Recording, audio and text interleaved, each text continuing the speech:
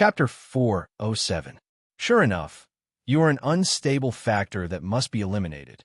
Gorgon spoke again, but this time her voice was not as hoarse as before, like a broken bellows, but a normal female voice. Wuming flapped his wings, landed on the ground from the sky, and looked at Gorgon quietly.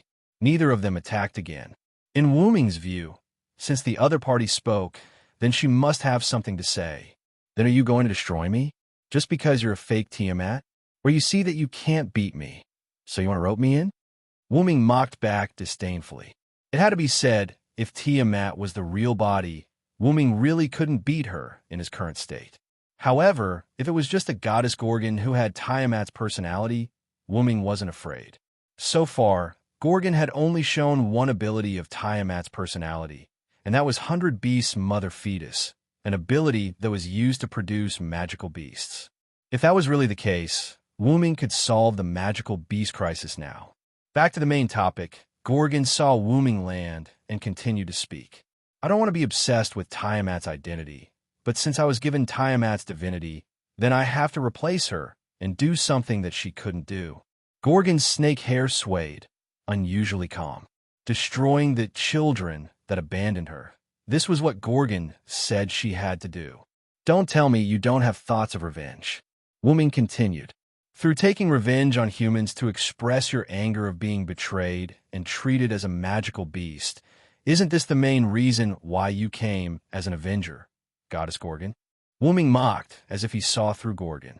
At first, the problem of Tiamat gave Wuming endless trouble, and Wuming kept thinking about this problem. It wasn't until Gorgon appeared that Wuming understood.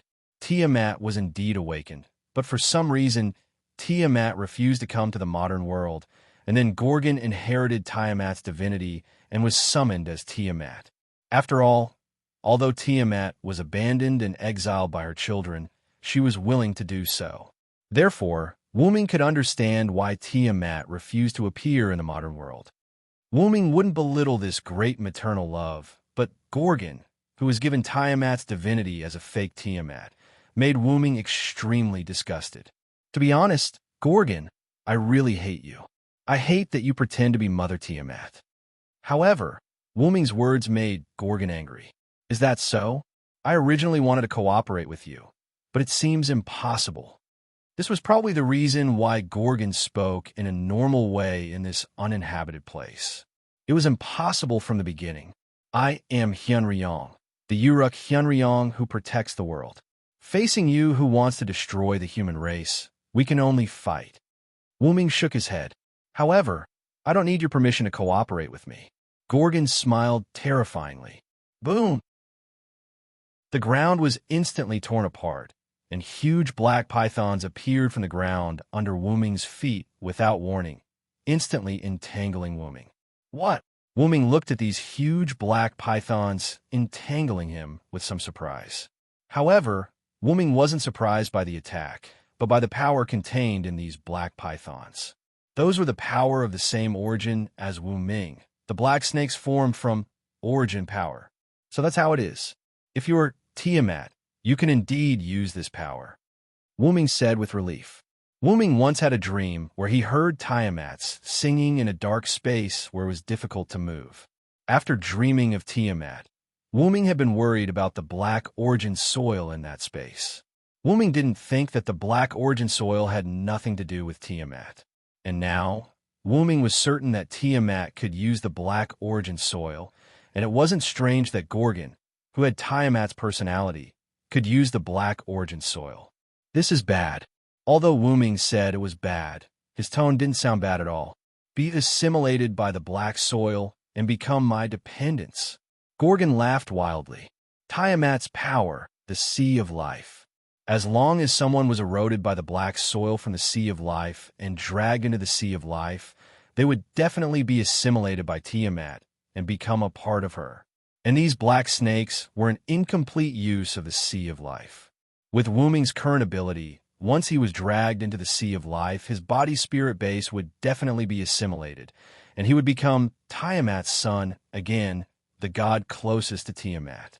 After all, with the black soil infused with the power of the origin, It could be said that there was nothing it couldn't control. However, if he wanted the power of the other party's origin, he had to use the power of the origin. And it just so happened that Wu Ming had the power of the origin. Boom! The power of the origin in Wu Ming's body erupted, instantly breaking through the black snake's bindings and scattering them. Then, Wu Ming immediately flapped his wings and flew into the sky. It had to be said that Gorgon couldn't fly, which was one of Wu Ming's great advantages. To be able to break through the sea of life's bindings, as expected of Hyunryong, Gorgon was slightly surprised. After all, in the knowledge he had been given, this was the first time in existence had been able to break free from the sea of life despite being bound. However, since you chose to break free from the bindings, it means that the sea of life still has an effect on you. In that case, we just need to increase the amount. As Gorgon spoke, he raised his hands, and his snake hair danced. Giant black snakes appeared from the ground, looking at Wu Ming in the sky. This is rather similar to Athena. Wu Ming looked at Gorgon controlling the black snakes and thought of Athena in the Godslayer world. Athena used her own dark energy to form black snakes to attack. Athena. Gorgon's face was filled with anger. After all, according to the legends, Medusa was cursed by Athena and then turned into a demon, devouring her two sisters and becoming Gorgon. Gorgon was naturally furious at Athena. Whoosh, whoosh, whoosh. Countless black snakes rushed toward Wu Ming in the sky, and Gorgon released divine heat rays on the ground. Wu Ming was facing a formidable enemy. He tried his best to dodge the heat rays and the black snakes, and from time to time, he used dragon breath to attack the black snakes and Gorgon. The dragon breath could destroy these black snakes, but every time Wu Ming attacked Gorgon, there would always be black snakes appearing to help Gorgon block Wu Ming's attacks. Seeing this, Wu Ming's heart sank. This is really bad. Chapter 408. Wu Ming, who had transformed into a Hyunryong dragon, was unprecedentedly powerful in terms of physical strength and magic. After all, the Uruk Hyunryong was Gilgamesh's teacher.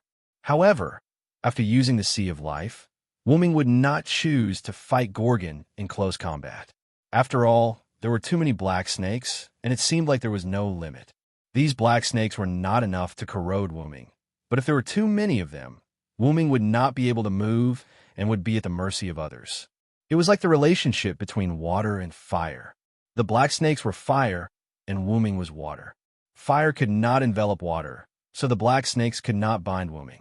However, if there was enough fire, the water would be evaporated, leaving nothing behind. In simple terms, if Wu Ming was really injected into the Sea of Life, then he would definitely be forced to leave. However, Wu Ming's spirit base would be recorded by the Sea of Life, and more Hyunryong would be produced. That would be terrible. Therefore, Wu Ming could only choose to capture the leader and kill Gorgon first. Then, he would need to attack from afar. However, Wu Ming's long-range attacks were useless. Whether it was his own dragon breath or the loon's magic attacks, they would all be blocked by the black snakes. Gorgon also knew that Wu Ming would choose to attack him. Gorgon would not let Wu Ming's plan succeed. There were more than 10 black snakes around him, and once they were reduced, they would immediately replace them. Then, there was only one way left: kill all the black snakes around Gorgon, then kill Gorgon and force him to leave. Wu Ming's huge eyes emitted a cold gaze. Wu Ming had considered killing both the black serpent and Gorgon, but killing Gorgon with the black serpent as a shield would be difficult. Gorgon's durability was A++. To put it simply, it wasn't easy to die. But now it was surrounded by black snakes that were both spears and shields. The difficulty was simply too great. However, Wu Ming had an idea. "I'm going Gorgon!" Wu Ming roared as he charged at Gorgon. Hiss! Countless black snakes rushed towards Wu Ming from all directions, including countless heat rays that could cause true damage to Wu Ming. The attacking black snakes had to be destroyed. After all, those things were quite difficult to deal with. As for the heat rays, he would try his best to dodge as many as possible. If he couldn't dodge them, he could only defend against them. Even though he couldn't defend against them, Wu-Ming kept dodging one heat ray after another, destroying one black snake after another. His body was getting smaller and smaller. Of course, this was Wu-Ming's intention. After all, moving forward with so many attacks, it was still advantageous to be small. However, Wu-Ming didn't dare to change back to his human form. Not only would all his ability points drop by 1 level, but without the protection of the dragon scales, Wu-Ming's defense would also be greatly weakened. Although Wu-Ming had almost given up on defending, when he was very close to Gorgon, Wu-Ming's body had shrunk to his initial size. Compared to Gorgon, he was almost a quarter of Gorgon's height. "You're giving up. Are you prepared to walk into a trap, Hyunryong?" Gorgon said mockingly.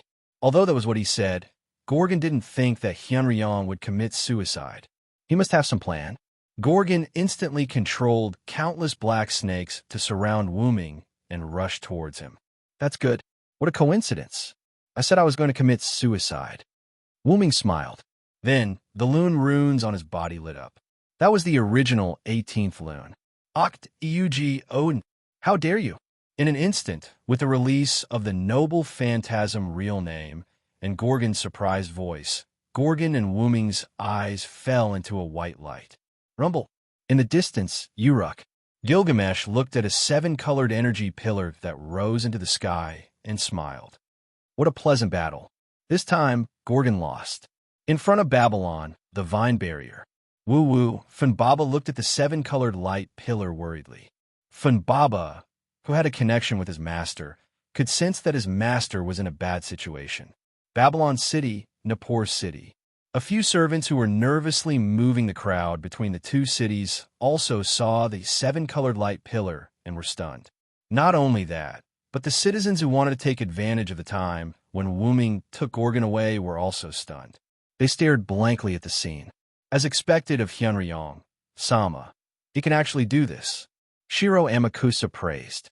In the 7-colored light pillar, a huge source of power was the main body. The power of fire and frost complemented each other. The heavy earth and the light wind complemented each other. It was rare that the active life and the silent death did not corrode each other. This was the real great god seal. It gathered all the power of the Lune runes that Odin sacrificed on his eyes. It was reproduced in Mesopotamia by Hyunryong, who replaced the Uruk. As for the problem of the noble phantasm, because Oktu Odin was a magic spell on the level of noble phantasm, there was no reason why Silent Moon, who could use all the runes of rune, would not be able to use it. After all, Wu-Ming was not a servant that could be judged by the normal servant rules.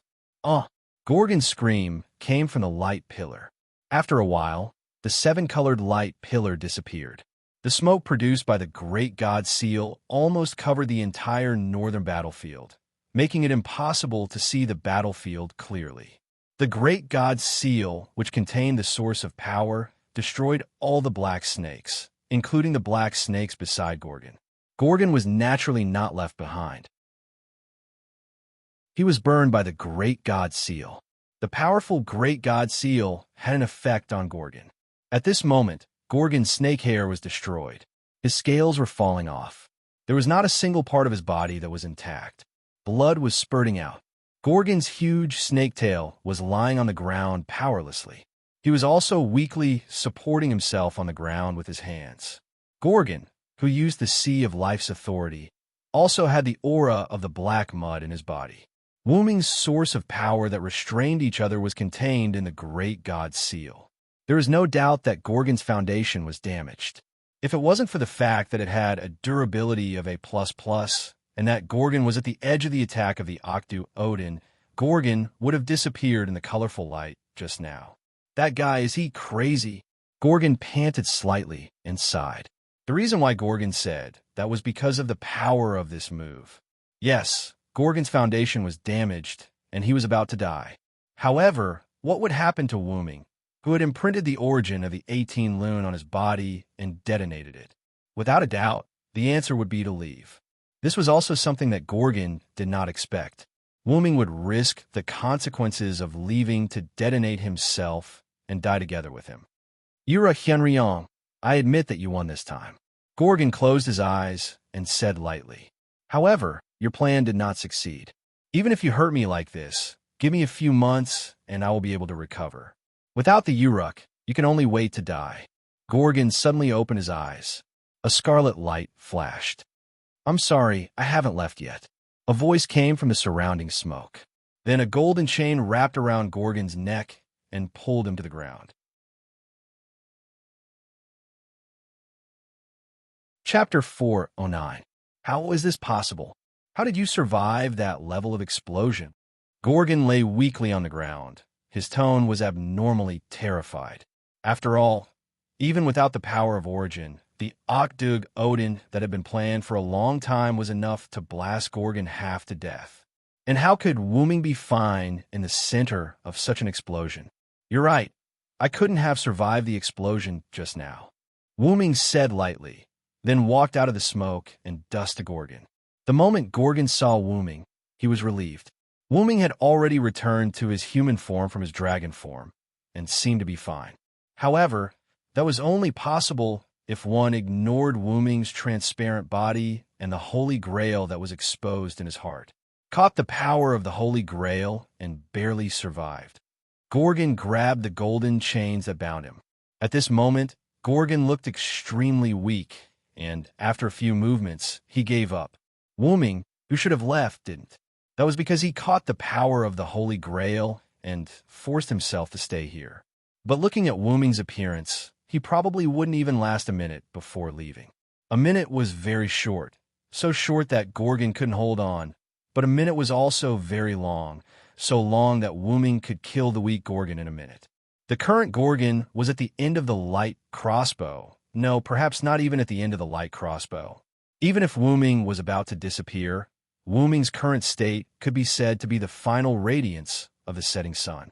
It should be known that the final radiance of the setting sun was everyone's strongest moment. In this short period of less than a minute, it was enough for Wooming to kill Gorgon.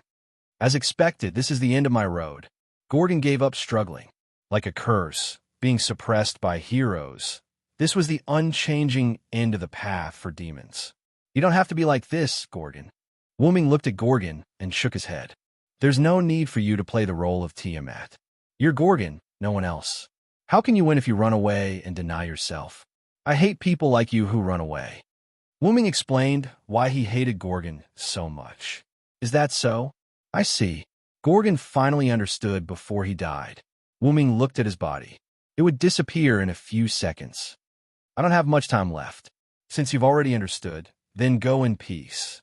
After Wooming finished speaking, he raised his left hand that was not holding the chain. His left hand instantly transformed, and an incomparably huge dragon claw appeared. This was the effect of Wooming's noble phantasm. The claw that was condensed with magic power clawed at Gorgon's chest, where the spirit core was located. However, just like in dramas, as long as the opponent was given an explanation before he died, he would definitely lose. Just as Wooming's huge dragon claw was about to pierce Gorgon's heart, the silver chain instantly wrapped around Wooming's dragon claw and Wooming's body. Mother, are you all right? Enkidu suddenly appeared and shouted nervously. You're in luck, Gorgon. Wooming's body began to disappear from his feet. The golden heavenly lock that was binding Gorgon also turned into light spots and disappeared. Ah, that's right. I have an underling who cares about my mother. Gorgon was no longer obsessed with Tiamat's identity. Gorgon slowly got up and looked indifferently at Wooming, who was about to disappear. Enkidu did not know why, but he also looked at Wooming. Through his eyes, Wooming could see that he did not have the heart to do so. You've won this battle. In the following days, I won't come out of my temple in the north until I fully recover. Wooming pursed his lips helplessly. Gorgon would not be able to recover from the damage caused by this battle without a few months. If she dared to show up, she would be attacked by the other servants. If Gorgon was seriously injured, the servants summoned by Gilgamesh would be able to kill her. I will only send out monsters. I will not appear in person. Consider it your reward for winning. After all, Gorgon had her dignity. She would restrain herself if she lost. However, the one who died was not her, but the winner, Wooming. Therefore, Gorgon would not give up on invading the Uruk. As you wish. Wu-ming said indifferently. After Wu-ming finished, Gorgon left toward the north, leaving Wu-ming's head and Enkidu's head behind. Looking at Enkidu, who did not leave, Wu-ming opened his mouth. Although I don't know who you are, I can see that you're not a bad person. It's just that your standpoint is different. Wu-ming smiled at Enkidu. Enkidu was somewhat flustered and blushed. If it's possible, I hope that you can take care of this holy grail. Wu-ming finished speaking and completely disappeared. Clang! The holy grail that was located at Wu-ming's heart fell to the ground. Enkidu thought for a moment, then walked to the place where Wu-ming disappeared, picked up the holy grail, and left. The city of Babylon and the city of Nippur were in the midst of population transfer overnight. Because of the commotion caused by Wu-ming and Tiamat, people were not in the mood to sleep. Coupled with the monster crisis, people were constantly moving people under the arrangement of the servants. Because the monster horde and Gorgon attacked in the middle of the night, it was almost a few hours before the battle between Wu-ming and Gorgon ended. Shiro Amakusa stood on a tall building in the city of Babylon, which had almost completed its population migration, and looked at the battlefield where Wu-ming and Gorgon had settled down in the distance, and did not speak for a long time. Did Hyunryong win? Leonidas appeared behind Shiro Amakusa and asked Shiro Amakusa. Shiro Amakusa nodded and then shook his head. Hyunryong won, but he also left. Gorgon lost, but he is still alive. This was what Fuma Kotaro said after collecting information. In fact, in the current situation, Wu-ming undoubtedly lost. Now, almost all the servants who saw Gorgon's real body knew that it was not Tiamat who gave birth to the monster, but Gorgon who got Tiamat's personality. Let's go. The north wall is almost finished. It's time to retreat. Then, the three of them left Babylon. Nippur was the same. After Okita Soki and Ba Guzan finished guiding the residents of Nippur, they looked into the distance. Hyunryong, Sama failed. Okita Soki said in a low voice. However, knowing that Tiamat is actually Gorgon is quite important. Hyunryong, Sama's sacrifice was not in vain. Ba Guzan said firmly. Let's go. It's time to return to the North Wall. Uruk, Tower of God. Siduri stood unnaturally beside Gilgamesh, assisting Gilgamesh in handling government affairs. It's almost time to recover, Siduri. Gilgamesh suddenly said. Yes. I'm sorry, King Gilgamesh. Siduri said apologetically. Hyunryong is not dead. It's just a clone that died. Gorgon was seriously injured. Now we have the advantage, so cheer up. Gilgamesh reprimanded. Yes, King Gilgamesh. It's just that I don't know where the Holy Grail is. I have to find it as soon as possible. Gilgamesh said to himself. Then the sun rose. A new morning sun. Gilgamesh did not know what he was referring to. Looking at the rising sun, Siduri's heart was also active. Hyunryong had done a lot for Mesopotamia, and the rest was left to them. Inside the root, the huge root dragon opened its eyes.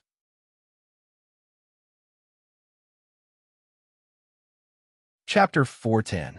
Within the root, Wu-ming opened his eyes. I forgot about the variable using Enkidu's body. The Heaven Lock is very effective against me. After all, Wu-ming's Rider-class clone had extremely high divinity. Even if he had used brute force to break free, Wu-ming's spirit base would have been destroyed. I'm sorry, Lord Wu-ming, I didn't help. Enkidu's voice sounded. Wu-ming looked at the chain on his arm. Of course not, little Enkidu. Didn't you win effortlessly against the Quetzalcoatl? As for the end, you were focused on restraining Gorgon, so it's understandable that you didn't notice the other Heaven Lock coming. After all, an injured beast was the scariest. It was hard to guarantee that Gorgon wouldn't recover before death. That was why Enkidu had used all his strength to restrain Gorgon and didn't use another chain to deal with the other Heaven Lock. Also, we've done enough. Let's leave the rest to Gil and the others. Don't forget that Tachika and the others are also working hard. Don't worry too much. Wu-ming laughed like an optimist. Looking at Wu-ming like this, Enkidu felt a little helpless, but he didn't say anything. As long as you're happy, Lord Wu-ming. Enkidu's tone was light. As long as Lord Wu-ming didn't feel like he was a burden, it was fine. At this moment, Wu-ming, who was inside the root, sensed something outside. Did those guys become active because of the influence I caused in Mesopotamia? Wuming opened a lens in front of him, and countless black substances rushed over. Naturally, it was the root black soil that was attacking from outside. But if they only rely on numbers, they're like moths to a flame. How strong was Wuming now? Before coming to the origin, Wuming was no longer afraid of the origin black soil. Now, Wuming had stayed in the origin for quite some time. For Wuming, who could absorb the power of origins to strengthen himself, being inside a great origin was the same as entering a device that could endlessly increase his strength. Wuming sat on the platform at the center of the great source and closed his eyes. In an instant, a blinding white light shot out from Wu Ming's body, penetrating the origin as if it was nothing. The white light penetrated the origin and went outside. Like the exterior of the universe's great origin, countless pieces of black mud surged forward one after another, like the surface of an ocean in the midst of storm. However, when the pure white light came into contact with the source of the black mud was like a flame that had come into contact with water and was instantly extinguished. Countless black origin mud were constantly swallowed and destroyed by the pure white light. However, the black origin mud seemed to know no fear and continued to surge forward. It didn't take long for the surging black mud outside the great origin to be completely destroyed. The space outside the great origin regained its mystery and tranquility like the universe. I have to say, if the black origin mud had attacked me while my consciousness was shifting to the servant's clone, the defensive device I set up would have been useless. Then, Wuming looked at the back of his dragon claw, which had a black dragon-shaped imprint on it. Crackle, crackle. A bolt of lightning streaked across the back of Wuming's dragon claw and erased the black dragon-shaped imprint. Wuming had already memorized the world coordinates of the singularity, so he no longer needed the black imprint. The black dragon-shaped imprint was also responsible for the black origin mud's attack, which was why Wuming chose to dispel it. In that case, Kalas, stay behind and help me manage these defensive tactics in case those things attack me again while I'm asleep. If a large amount of black origin mud attacked here, while Wuming's consciousness was in the servant's clone, it would be really troublesome. If he chose to stay behind to solve the problem, it was very likely that the great origin would be attacked and Wuming's foundation would be affected. After all, Wuming still needed the power of the great origin to grow. If Wuming decisively dispelled the servant's clone, the great origin would be saved, but the problem in the servant's world would not be solved, which would be terrible. In other words, if Tachika Fujimaru was in a life-threatening situation, only Wuming could save her. What should he do if the great origin was attacked by the black origin mud? Wuming couldn't make the decision to abandon Tachika Fujimaru, but he had to ensure that the great origin was absolutely safe, which made him very conflicted. Because of that, if Kala stayed behind and controlled the defensive tactics, Wuming would be able to safely carry out his tasks in another world. Understood, Master. Kalas indifferently replied. Kalas naturally understood this principle, so she immediately agreed. Kalas flew down from Wuming's head, turned into a machine that acted like a central device, and landed inside the Great Origin on the platform that Wuming was lying on.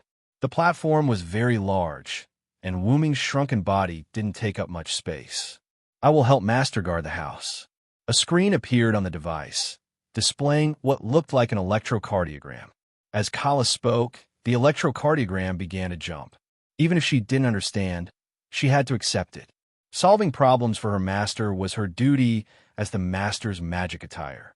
Well then, Enkidu will continue to follow me this time. Wuming then said to the chain on his dragon arm. Yes, Enkidu said excitedly.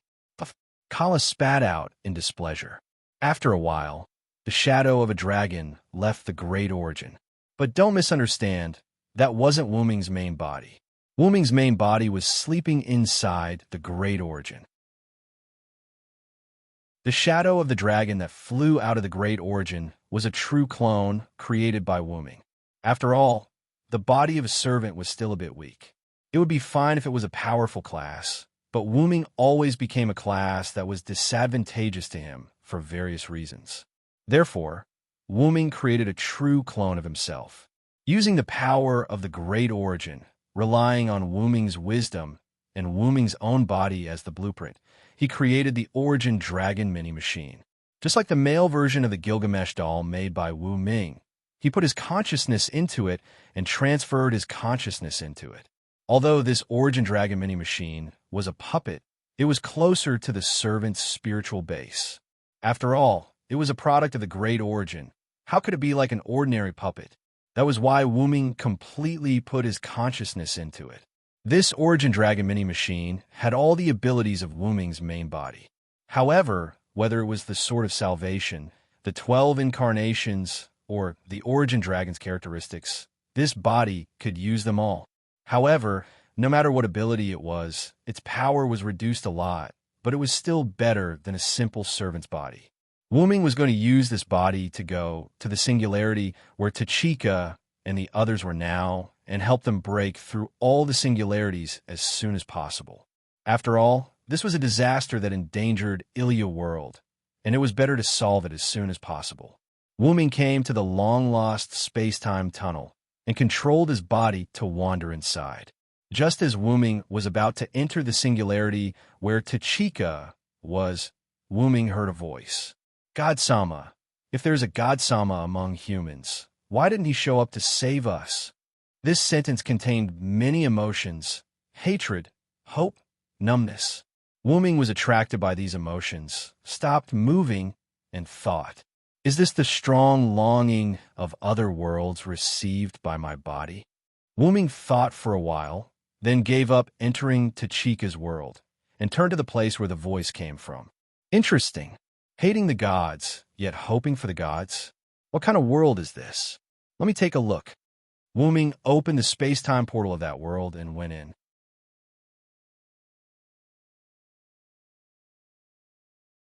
Chapter 411. The sky was dark and gloomy. Endless thick fog and dark clouds covered the sky, and not a single ray of sunlight shone on the earth. The land was desolate. It was either cracked land or land full of strange plants. In short, it was a tragic sight that was unbearable to look at. It was desolate everywhere. Disgusting. This was the sigh of the white dragon that had just come out of the space-time tunnel. Wu-Ming could feel that everywhere was filled with dead silence. The land had lost its vitality. The sea had dried up, the sky was covered, and the air was filled with an unpleasant smell. All of this was nauseating. Wu-Ming flew in the sky, looking at the world that looked like the end of the world, and fell into deep thought. Wu-Ming did not need to visually estimate. Through the attributes of the atmosphere and the current state of the earth, Wu-Ming could tell that the entire world was probably covered in dark clouds and smoke. No wonder there was such a sad sigh. It would be strange not to be sad living in such a world. Wu-Ming shook his head. I'm afraid it's an unknown world. I'd better use some concealment tactics on myself first. With these thoughts, Wu-Ming mobilized magic power, and then he found that there was no magic power in this world, but there was another kind of energy. Not magic power? This is really interesting. Wu-Ming laughed. The worlds that Wu-Ming had been to before were all worlds with magic power, but this world did not have magic power, but another special power, which attracted Wu-Ming's attention. However, this is not difficult for me. Several tactics appeared and covered Wu-Ming's body. The tactic that blocked detection was successfully used by Wu-Ming. Then, Wu-Ming looked around, found a place to land, and flew over. Boom! In a natural cave, a ball of white flame burst out from inside. Plop! A huge corpse that looked like a multi-legged centipede fell to the ground, then turned into dust and collapsed. Really? Why is there danger everywhere? Is there no safe place in this world? Wu-Ming's voice was heard. Wu-Ming extinguished the flame on his hand and walked into the cave. At this moment, Wu-Ming was wearing a black hooded cloak. After entering the cave, Wu-Ming took off the hood and then looked around the cave. I have to say this giant centipede is really neat. I was thinking if it was like that tentacle-like thing's place was full of mucus, or if it was like that bear-like thing's cave was full of feces and skeletons, then I'd have to change places again. Wu-Ming said with some relief. Then, Wu-Ming sat down in the cave.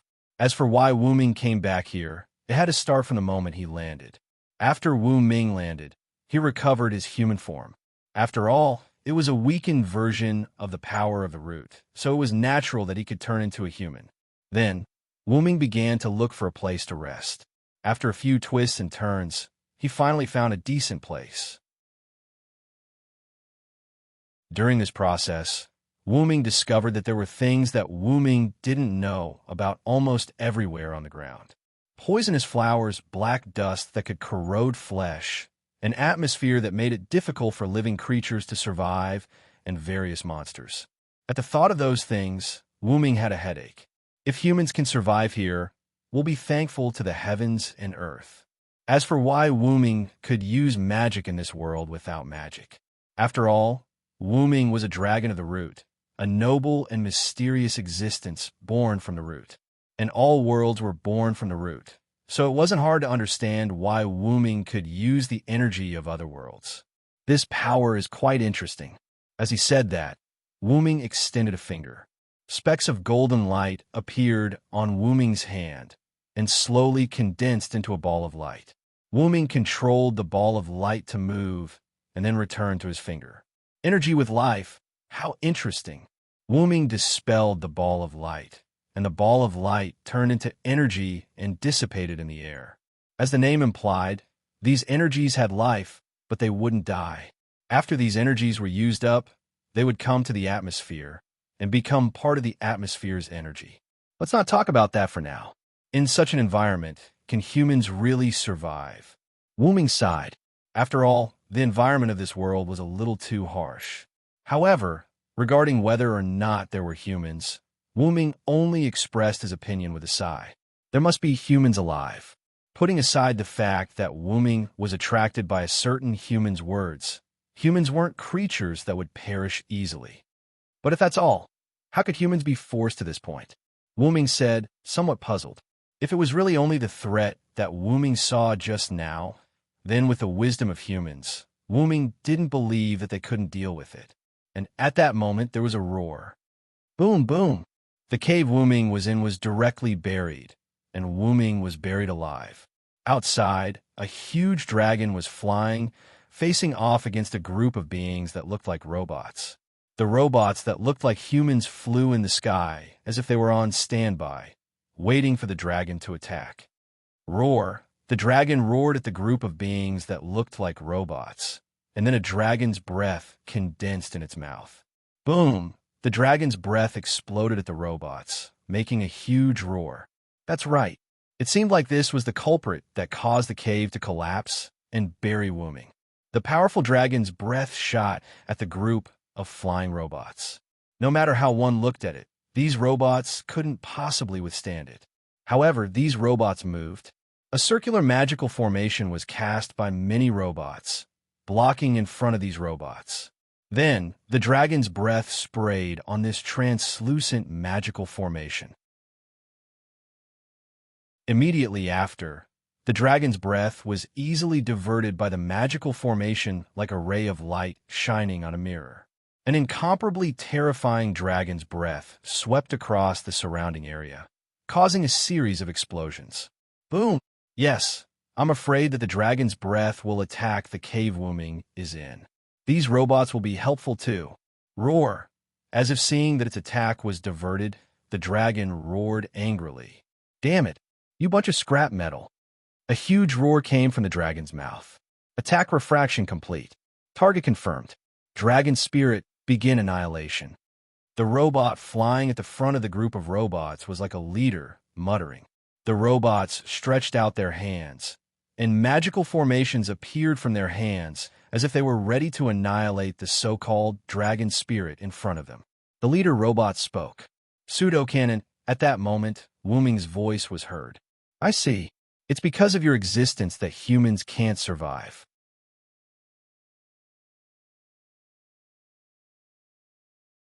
Chapter 412. Who's there? The giant dragon looked around and roared vigilantly. The robots that were ready to attack also stopped moving and waited while scanning the surroundings.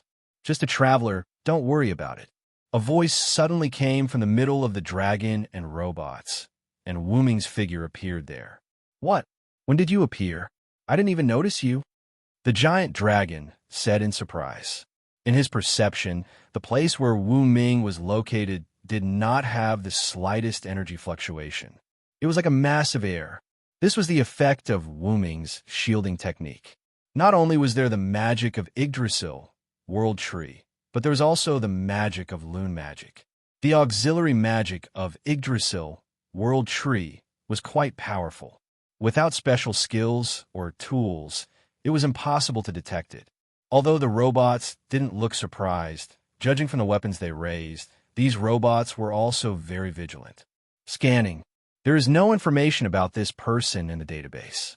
Unable to determine his race. Temporarily determined to be an unknown species. Current status unknown. Suspected to be hostile. The robot leader said in a cold tone. Forget about this group of Kikai species. Which race are you from? Do you want to poke your nose into my business? The giant dragon said in a rather irritable tone. Because it could not see the details of the enemy, it was even more irritable since it was already released from prison. Even the robots with the database could not find out Wu Ming's identity, let alone this giant dragon. Is this world divided into forces by race? The two sides are called dragon and Kikai species. Wu Ming looked at the giant dragon, then looked at the robots. Through the information exchange between the two sides, Wu Ming also understood their race. The giant dragon was the dragon, and the robots were called Kikai species. It was a very appropriate and simple name. Do you think I wanted to? I was obediently waiting in the cave over there. You guys buried me with an explosion, so I had no choice but to come. Wu Ming pointed at the cave that had turned into a pile of rubble and said helplessly, Speaking of which, I need some information. I wonder who can provide it to me. Just treat it as an apology. Wu Ming maintained his smile as he looked at the giant dragon and Kikai, waiting for their reply. This group has no reason to provide you with information. This group refuses, said the leader of the mechas. Even so, the group of mechas didn't make any other moves. They only maintained their defensive stance. However, for these Kikai species, as long as they didn't attack them, they wouldn't retaliate. However, to the arrogant and hot-tempered dragon elite, the colossal dragon elite, who thought highly of themselves and had a hand over information just because they provoked them, the colossal dragon elite thought, Who are you? Do you want to die? If you want information, you'll have to survive my attacks first, roared the colossal dragon. Then it opened its mouth and countless energy that was different from magic power gathered in it. Then it shot it at Wu Ming. The scorching dragon's breath was shot at Wu Ming. The surrounding air had begun to distort due to the high temperature. Perhaps even steel would be melted by the dragon's breath. To be able to defend and reflect this attack, it seems that these Kikai species are not to be trifled with. Wu Ming looked at the Kikai species that didn't move and thought in his heart. Then Wu Ming looked at the attack that was coming at him. However, in the face of such a powerful attack, Wu Ming didn't do anything. Boom! There was a big explosion at Wu Ming's position, because the speed of this attack was really, to Wu Ming, too slow. Wu Ming's voice came from behind the colossal dragon. What? How is that possible? The colossal dragon was in disbelief. Although the Kikai species' faces didn't change much, their eyes that were constantly producing data also exposed their inner situation. This was the effect caused by Wu Ming using the Phoenix incarnation that was activated in an instant to teleport. However, because the body wasn't the original body, the duration of the Phoenix incarnation was reduced to 1 second. However, 1 second was enough for Wu Ming. Then it's my turn. Wu Ming smiled slightly and then began to chant. Seeing Wu Ming chanting, the colossal dragon was very disdainful. For the dragon spirit race that had extremely high magic resistance, if it wasn't the forest spirit race that was best at using magic, there was no need to pay attention to other people's magic. But I am the strongest and the one who holds all victory in my hands. No matter if it's a human or a devil, I will defeat any enemy that stands in my way. Seeing Wu Ming, who was just chanting, the colossal dragon felt a sense of crisis. It can cause me harm. And when Wu Ming finished chanting, the colossal dragon felt that something was wrong. I must stop him. The colossal dragon's inner alarm bell rang. When Wu Ming was chanting, the colossal dragon attacked. Die! The colossal dragon roared and turned around to wave its giant claws at Wu Ming. For the dragon spirit race that had extremely high physical fitness, in addition to using magic, its physical strength was also super strong. Except for a few races, almost no one of the races could take a claw from the dragon spirit race. However, when the dragon spirit race swung its claws at Wu Ming raised his fist that was quite young for the colossal dragon. However, it was this hand that gave the colossal dragon an even more incomparably dangerous feeling. Because this body was weakened, Wu Ming was prepared to add a strengthening spell. You have shining yellow. Well, forget it. It would be troublesome if I accidentally killed you. However, after thinking for a while, Wu Ming stopped the strengthening spell. Just like Wu Ming said, it would be troublesome if he killed it directly. Wu Ming still needed information. Wu Ming's words naturally reached the colossal dragon's ears, but this made the colossal dragon even angrier. The colossal dragon swung its claws even faster. Then, the colossal dragon's claws collided with Wu Ming's fist.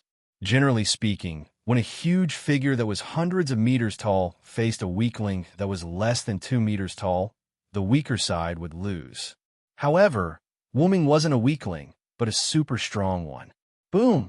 The colossal dragon that collided with Wu Ming's fist was slammed into the ground, leaving a dragon-shaped groove on the ground full of gravel. How is this possible? The colossal dragon that fell into the groove of the ground, its bones were broken, some were even shattered, and it was almost unable to move. It said slowly in an unbelievable tone. Then, the colossal dragon fainted. The unknown new species has a few powerful brute force. It is not recommended to face it head-on. Temporarily retreat. The leader of the mech armors analyzed and said. Then, a diamond-shaped space opened behind these mech armors, and the mech armors began to retreat. Did I say you can go again?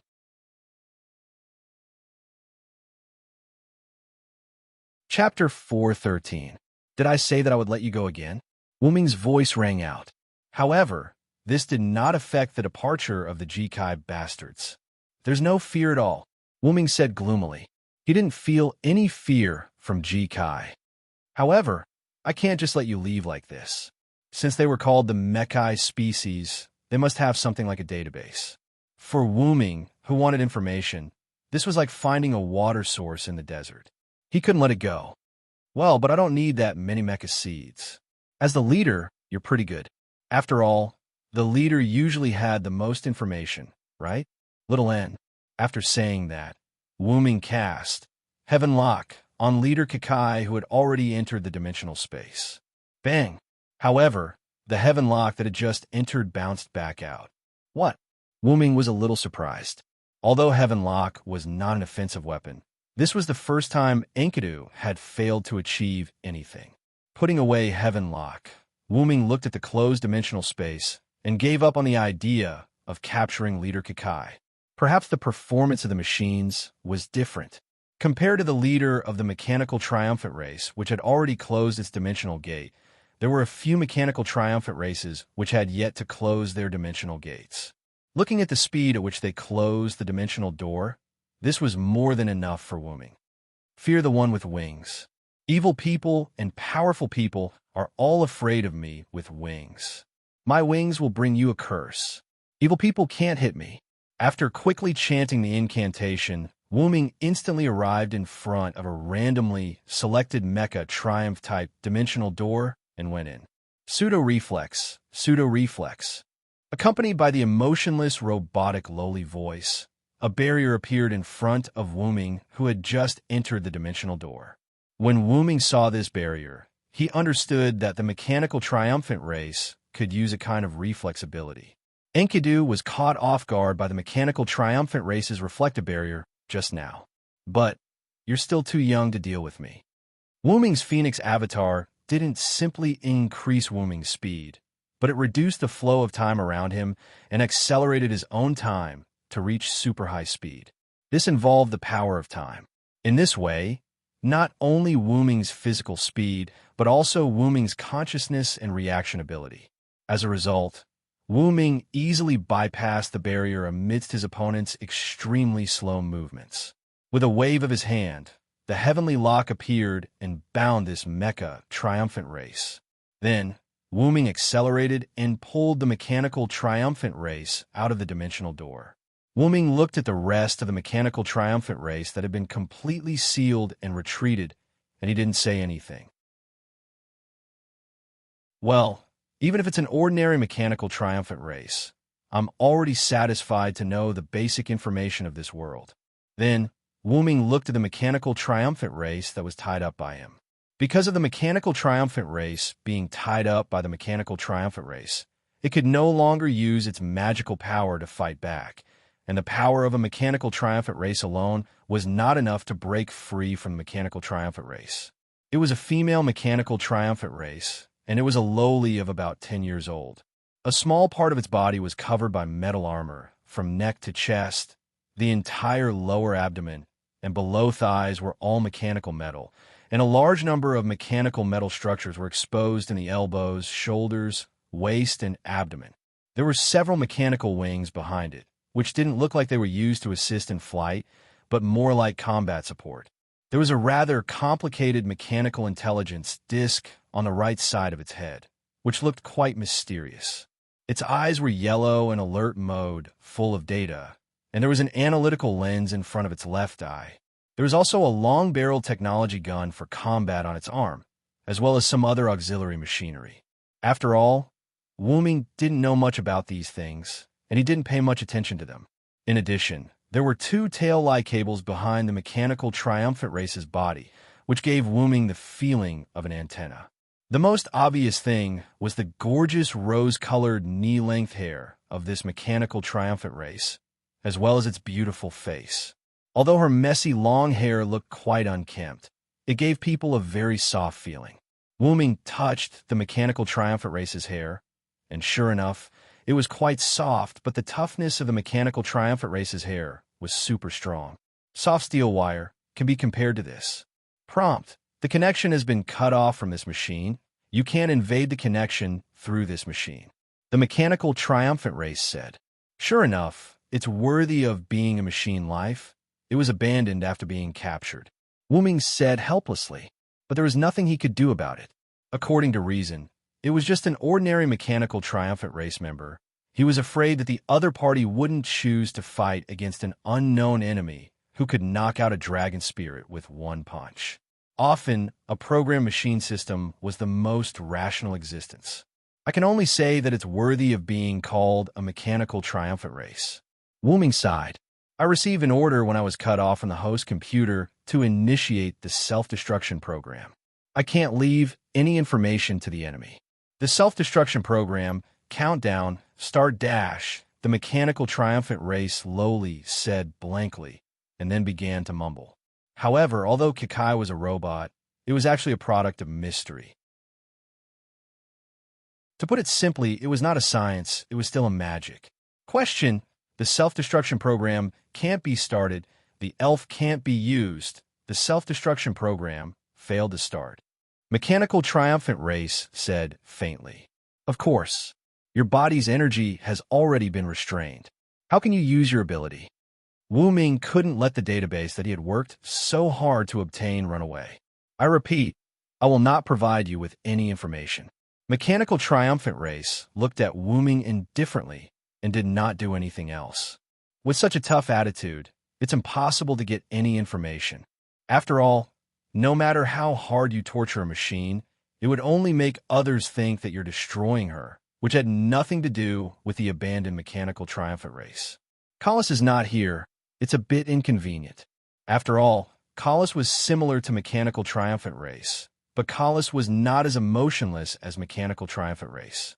Since being tough didn't work, Wu Ming didn't force it. After all, there was still someone over there who could get information. With that in mind, Wu Ming looked at the unconscious dragon over there. Then, Wu Ming said to the mechanical triumphant race, "If that's the case, then I won't get any information from you. Tell me your name first. The order you received was not to leak information, right?" Things like names can't be considered information. After all, it's not easy to address someone without a name. After pondering for a moment, the Mechanical Triumphant Race spoke. Mechanical Triumphant Race, serial number C207PR 4F57T9. Why one is a name? Don't you have a name? Wuming was even more helpless. Were the Mechanical Triumphant Race really just machines? I don't understand. The Mechanical Triumphant Race was silent. After a moment of silence, Mechanical Triumphant Race spoke again. Question, what about Hubletus? Let's call her that for the time being. After all, this was a name she gave herself, so she would use it as such for the time being. Although it didn't look like a name at all, then Hubletus, as the price for not getting any information from you, you need to follow me. Do you agree? Wuming looked into Hubletus' eyes and said, Agreed, Hubrick said curtly. Then, let's see what we can get out of this giant dragon. Wuming looked at the giant dragon.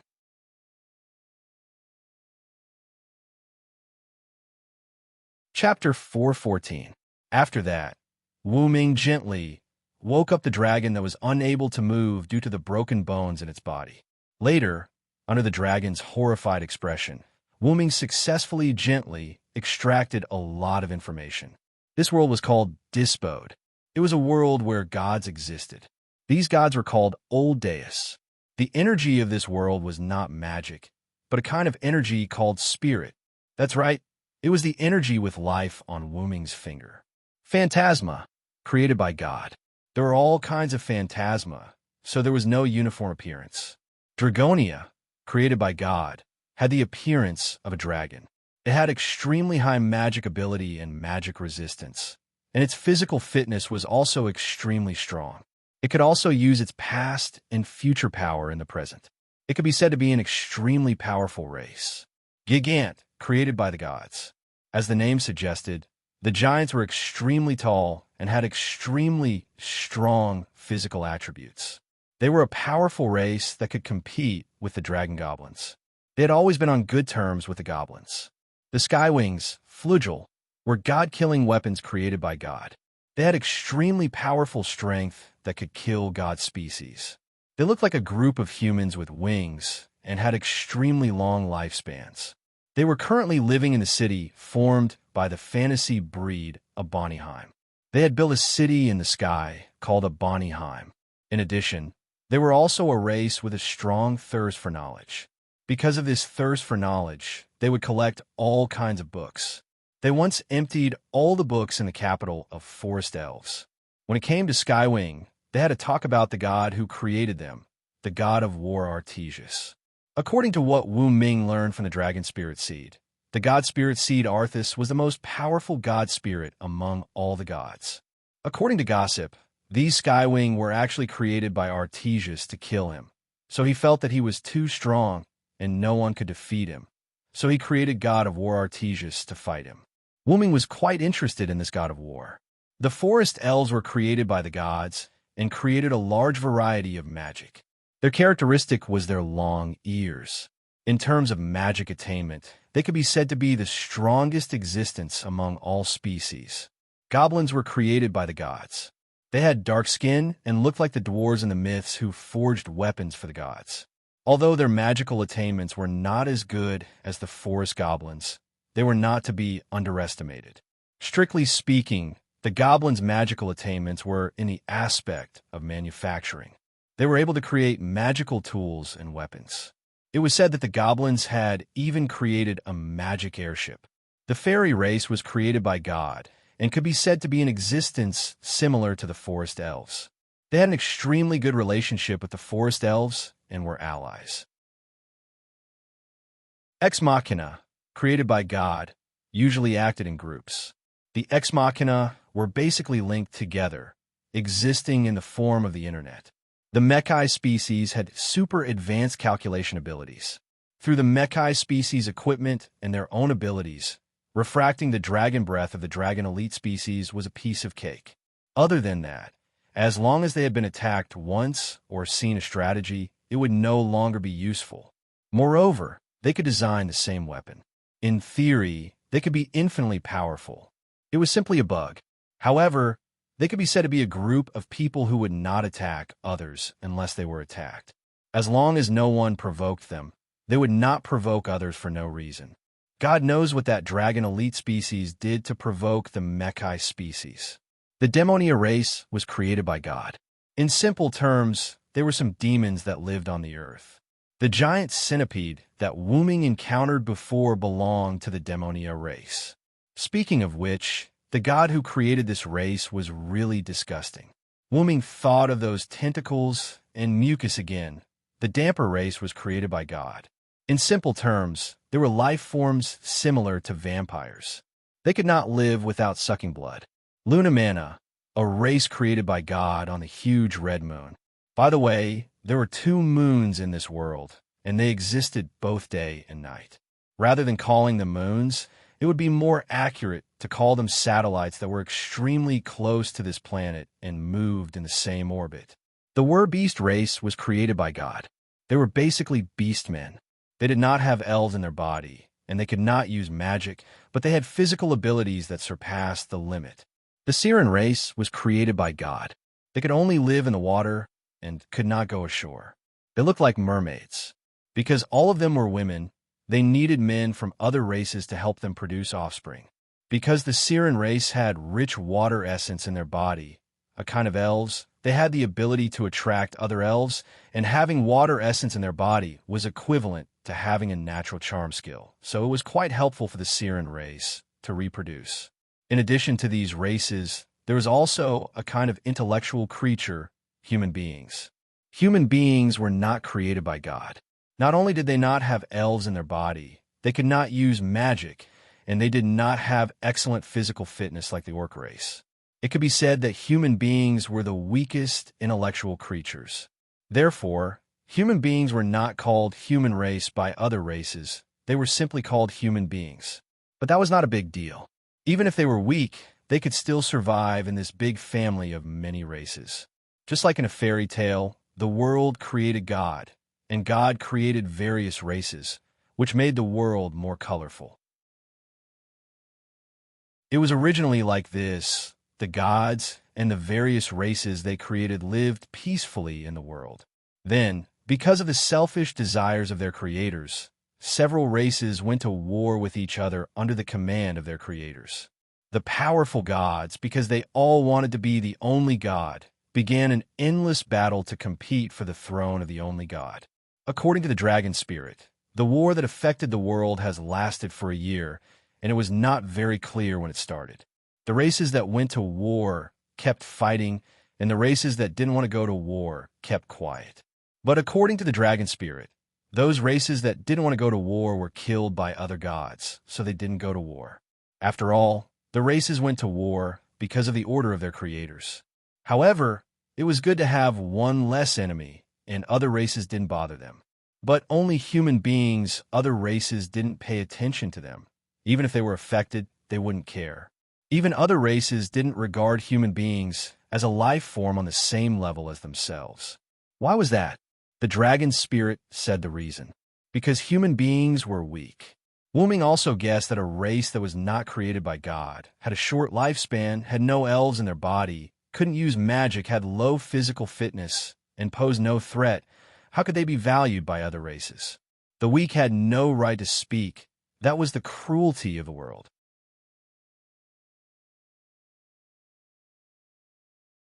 Chapter 4:15. This is also why I heard that sigh. Wuming was relieved. How could he be willing to be looked down upon and trampled on like this? However, even so, humans continued to exist and survive in this world war that had lasted for tens of thousands of years. No matter how desperate or unfavorable it was, humans still continued to struggle at death's door. As expected, this is how humans should be. Wuming walked on the road and smiled. Hablitus followed behind Wuming obediently. Facing Wuming's smile, Hablitus was very puzzled. I'm puzzled. Why is Nameless smiling so happily? The human race was clearly on the verge of collapse. Hablitus can't understand. By the way, Hablitus asked Wuming for his name after he had a name, but we told him that he was just a nameless passerby and didn't need to remember.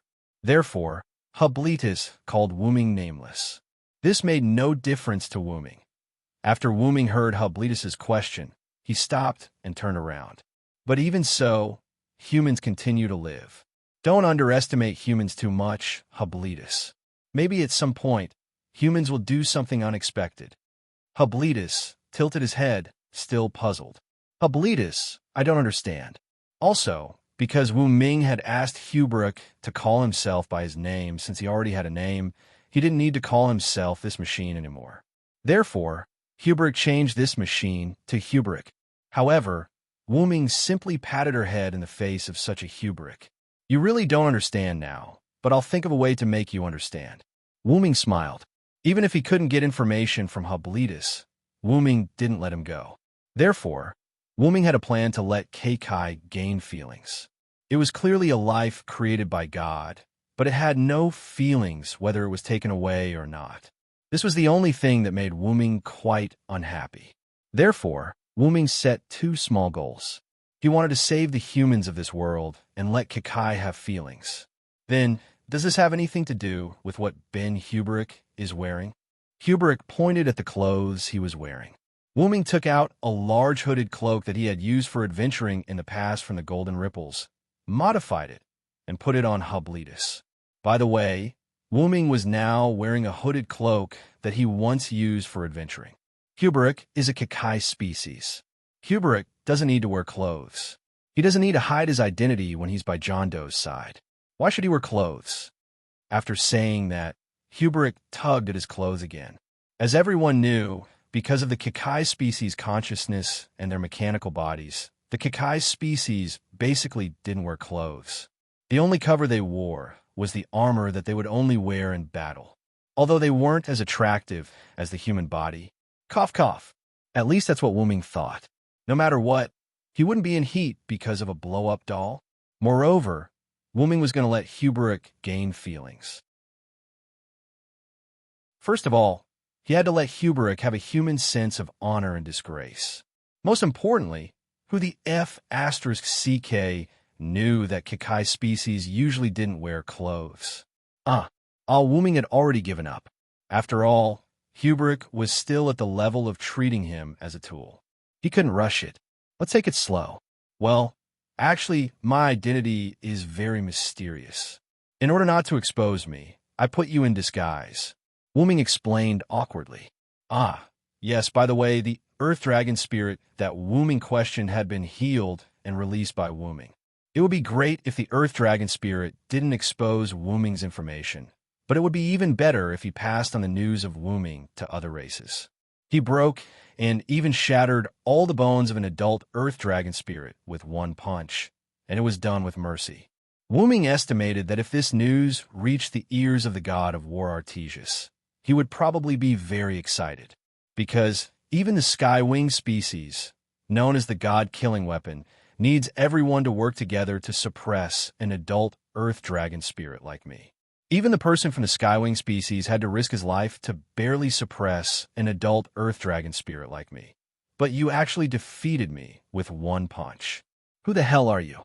These were the words of the extremely weak Earth Dragon spirit at that time. To be honest, the Earth Dragon spirit really had an advantage in this world. Resistance to magic, extremely strong magic abilities, the ability to gather the power of the future and the past for use in the present, and an extremely strong physical body. It could be said that a long time ago, in addition to the god species occupying the top position and the fantasy species being rare, the second most powerful race was the Earth Dragon spirit. However, unfortunately, that could only be in the past. Now, the Earth Dragon spirit was almost out of people. Hint, the Keikai species had once fought with the Dragon Essence species. In the end, all the members of the Dragon Essence species that participated in the battle were wiped out. Previously, when Wu Ming was puzzled, Zayubrick explained as such. Although Zayubrick did not tell Wu Ming the specific situation, Wu Ming could almost guess it. The Earth Dragon Spirit had used the ability to copy the Earth Dragon Spirit's attack and attack the Earth Dragon Spirit, wiping out all the Earth Dragon Spirit that participated in the battle. As a result, there weren't many Dragon Essence seeds left now. Coincidentally, the creator of the Earth Dragon Spirit had died. As a result, the Earth Dragon Spirit was at an even greater disadvantage. At that time, the Earth Dragon Spirit had also looked at Zeubrik with resentment. It seemed that the battle between the Earth Dragon Spirit and the Earth Dragon Spirit was not an accident. By the way, according to the Earth Dragon Spirit, after witnessing the power of the Earth Dragon Spirit, the various races had ordered that they were strictly prohibited from provoking the Earth Dragon Spirit. Back to the topic, if the Earth Dragon Spirit spread the news, although other races and even gods would be vigilant, it would pose a threat to the various gods and races. An unknown powerhouse comparable to the god species was wandering casually on the ground. Once this news spread, the other races would pay attention when they fought wantonly. If they accidentally provoked that unknown expert, it would definitely be a business that would only be a loss. So, where is John Doe going? Zeubrik asked. Of course, it's a place where there are humans, Wuming said without hesitation. Firstly, he would be able to observe and help the humans of this world. Secondly, if he wanted Zeubrik to have human emotions, he would have to let her live in the human world. As for Wuming, he was just a non-human who understood humans very well. Then, let's set a small goal first. Find the humans. With that said, two figures, one big and one small, wearing black cloaks, walked in a certain direction, moving forward unhurriedly.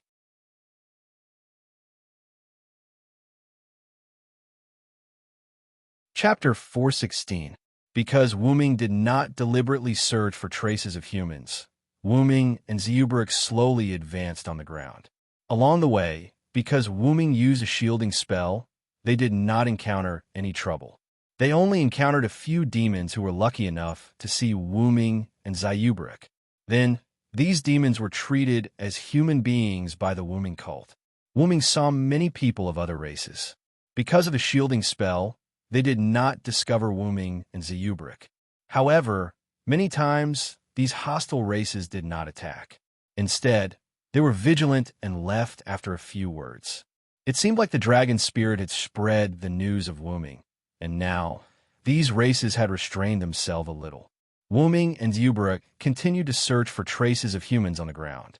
Because the two of them did not need to eat, their speed was not slow.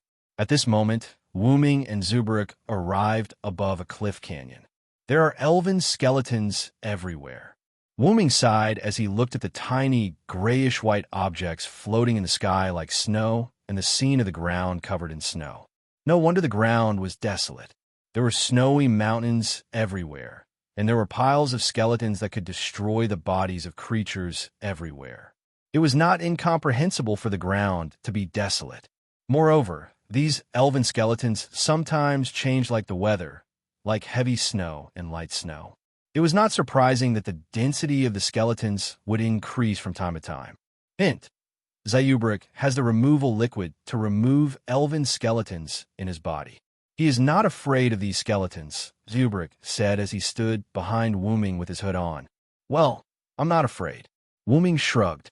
These skeletons were still 20,000 years away from corroding the scales of a dragon of origin. There are a lot of elven reactions below. What do you think it is, Zeubrik? Wuming asked with a smile, like a brother guessing a riddle for his sister. Hubric's eyes changed, and data flowed through his eyes. Then Hubric spoke. A goblin's magic airship that crashed, Hubric said calmly. You're really unromantic. I didn't mean to ask you what's down there, Wuming said with a wry smile. Hubric doesn't understand. Hubric continued to tilt his head in confusion. Well, forget it. It's unrealistic to make you look like a human now. Wuming shrugged, then began to think about Zeubric's words. A gnome's magic airship that crashed. Wuming stroked his chin, considering if he should go and take a look. Question: does John Doe want to go down and take a look? Hubric said expressionlessly. Since it's a crashed magic airship, let's go down and take a look. After making the decision, Wuming and Hubric came to the bottom of the canyon in their own ways. As soon as they reached the bottom of the canyon, they saw a huge bronze airship. However, it was a dilapidated magic airship that was half destroyed. It looked like it had been there for some time.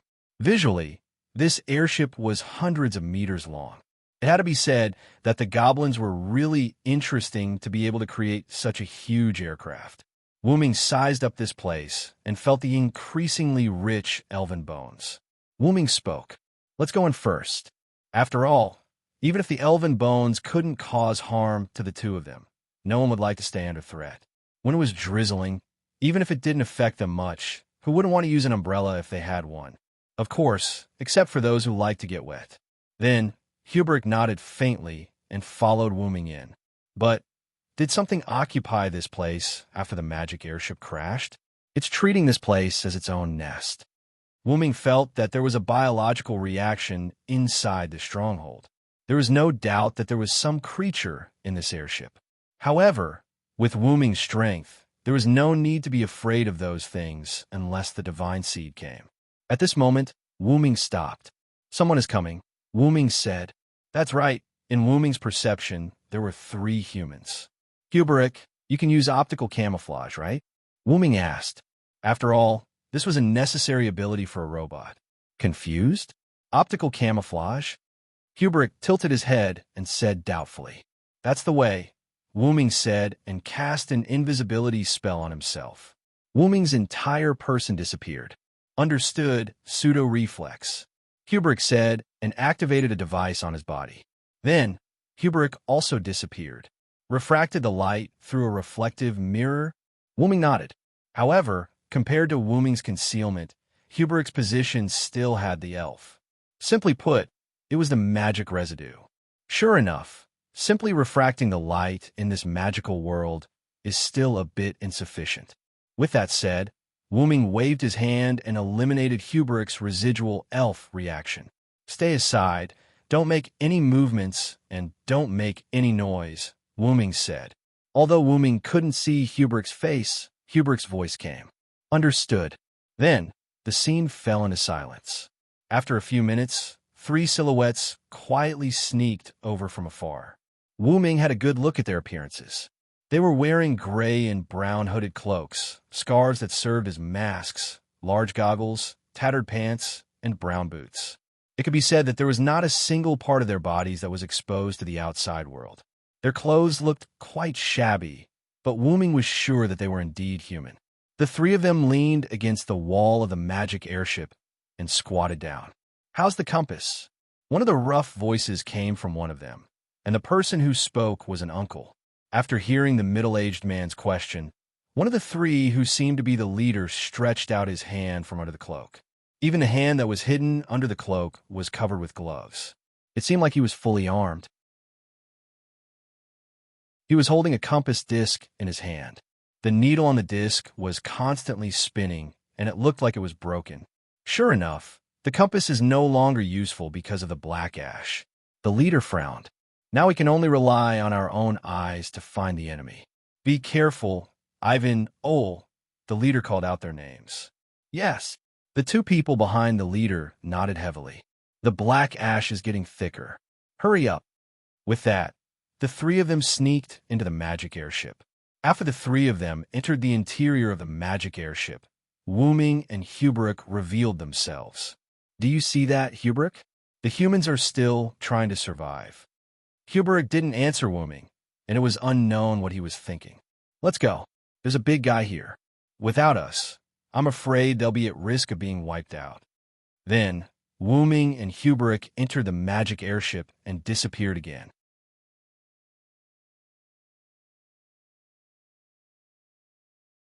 Chapter 417. Wuming didn't immediately follow the 3 humans. Instead, he took his time to tour the magic airship.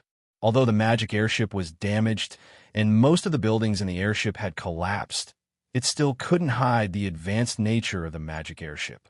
It couldn't hide the advanced technology of the goblins. Speaking of which, can your Kakai race also make a magic-guided airship like this? Silent Wonder asked Zayubalus. Answer. Through analysis and replication, the Kakai race can complete the creation of the magic airship. Data flowed through Hubletus's eyes as he answered Wuming. In other words, you have no way to innovate on your own? His footsteps didn't stop as he continued walking. The Kakai race will evolve according to the environment of the current era. Hubletus was silent for a moment, then said, I see. I'm interested in the god who created you. Wuming laughed. However, Wuming remembered that the dragon goblin had said that the creators of many races had disappeared. Some were killed by other gods, and some disappeared for unknown reasons. After that, Wuming glanced at Hubletus. If the Kakai race were to exist, did their creator disappear on his own, or was he killed by other gods? Wuming speculated that both outcomes were possible. Firstly, that God had such a powerful race. It was almost impossible for a god to kill that god. However, there was no one to command the Kakai race now. Therefore, Wuming felt that it was very likely that the god had disappeared on his own for unknown reasons. Secondly, the Mekai species had the ability to copy and reflect the enemy's attacks, which could be called a bug. The god who created them was likely to be attacked by the other gods. If the god was unscrupulous, the god who created them might still be killed by the other gods. That was why Wuming felt that both were possible. By the way, can you tell me who the god who created you was? Wuming asked. Although it involved some intelligence issues, it was still unknown whether he could get Hubletus to speak. What if he succeeded? According to the records in the database, the god who created us Kakai species is called Sail Tower. He disappeared 10,000 years ago. After hearing Wuming ask about the god who created him, Hubric was silent for a moment before explaining to Wuming. Wuming looked at Hubric in surprise. Wuming didn't expect Hubric to speak. After all, this was a so-called secret. After that, Hubric really didn't say anything else. So Hubric only told me the name of the god who created them. He didn't expect to get any information anyway, so it didn't make a difference. At that moment, the magic airship started shaking violently. Wuming and Hubric stopped. As that thing made a move, Wuming spread his magic power and sensed the direction of the three humans. They were a species that was quickly approaching them. Demon spawn? After confirming that the enemy was just an ordinary demon, Wuming began to move in the direction of the three humans. Let's go, Hubric. The timeline was pushed forward by a few minutes. After the three humans entered here, they moved forward carefully and seriously. While investigating the surrounding passageways, a rather young man among the three of them shouted excitedly, Rick, Ivan, come and see. The young man, Oray, discovered something and became excited. However, the leader, Rick, and Uncle Ivan looked at Oray seriously and gestured to him to be quiet. Oray only then reacted. In this era, making a scene meant death. Even the humans in their temporary base didn't dare to go out much for fear of attracting disaster. However, since it was something that could make Oray excited, it must be something good.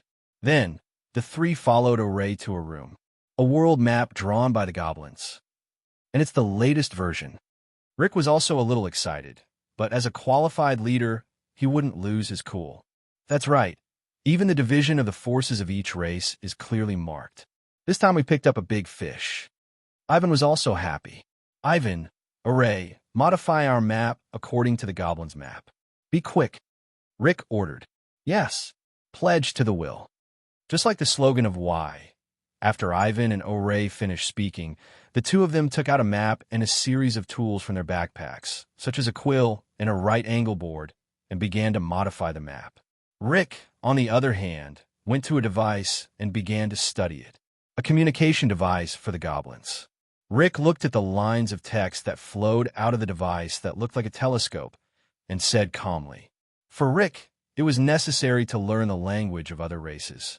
Therefore, Rick began to decipher this information. How much more are they going to destroy this planet? Rick said softly with anger and sadness. It seemed that Rick saw a shocking secret. At this moment, the entire magic airship began to shake. Rumble, leave quickly, Rick immediately ordered. This situation meant that something was about to attack. Ivan stepped out of the room first. Rick looked at Oray, who wanted to take the goblin's device away, and said with a frown, Don't bother with the devices that need to be activated by the elves. But Oray was unwilling to give up. Really, It was not easy to find valuable information, and he was unwilling to be unable to take it away. Just say it if you want to die. Rick suddenly became ruthless. O'Ray gritted his teeth and gave up on the goblin's device, and followed Rick out of the room. Because the structure of this magic airship extended in all directions, even if most of it was destroyed, the interior was still relatively chaotic. Only people like Wooming and Hubrick could not get lost on their first try. Rick and the other two probably used some method to record the route when they came in. If they wandered in here, it was likely that they would be killed by the hidden dangers. Right now, the three of them were hiding in a cavern that had collapsed. They adjusted their breathing and tried their best not to be detected by the demons. The three of them had already realized that the enemy this time was the demons. The hearts of the three of them fell silent. Demons were existences that treated humans as food. The feeling of watching one's friends and family being eaten by demons with one's own eyes was simply maddening. But even so, Ivan, I order you to die here. Rick tried to be as cold as possible, but he still could not hide the sorrow in his words. It was already a routine. Among those who went out to collect information, once they encountered a similar danger, one of them must be sacrificed to help the others escape. And as the leader, Rick naturally could not be sacrificed.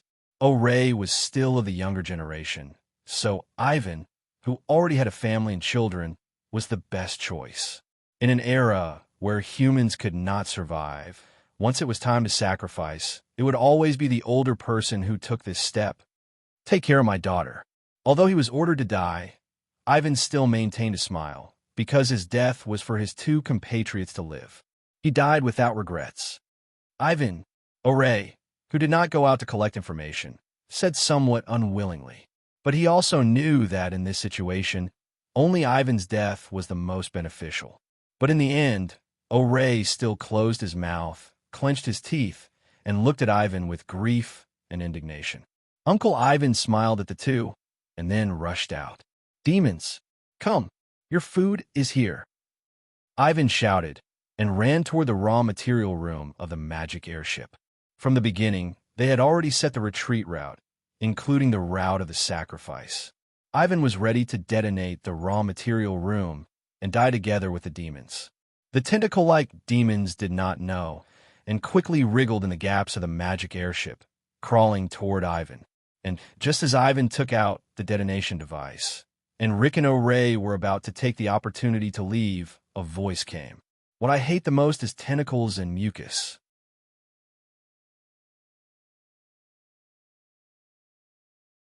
Chapter 4:18. As soon as Wooming finished speaking, the demon's tentacles stopped as if it was stunned. Then, a blue transparent substance began to appear on the body of the giant demon. It was ice. In just a second, the demonic seed turned into a lifelike ice sculpture. This made Ivan, who was about to self-destruct, stunned as he stared blankly at the demon that was already very close to him. At such a close distance, Ivan could even feel the cold air coming from the ice sculpture. What's going on? Ivan asked in a trembling voice. Ivan, get out of there. There are people of other races here. At this time, Rikur shouted at Ivan and then ran toward Ivan with O'Ray. Ivan was reminded and immediately calmed down as he hurried to meet up with Rikur and O'Ray. The three of them were in a state of alert as they looked around. The reason why Rikur and O'Ray came back was because of the strength of the enemy. The enemy was a powerhouse who could instantly freeze the demon, so escaping was impossible. Therefore, Rikur and O'Ray chose to meet up with Ivan. Rikur, what do we do now? O'Ray gulped and asked nervously. Don't act rashly for now. Since the other party didn't choose to attack us, but chose to attack the demon, it means that they are not hostile to us. Leader Rikur calmly analyzed.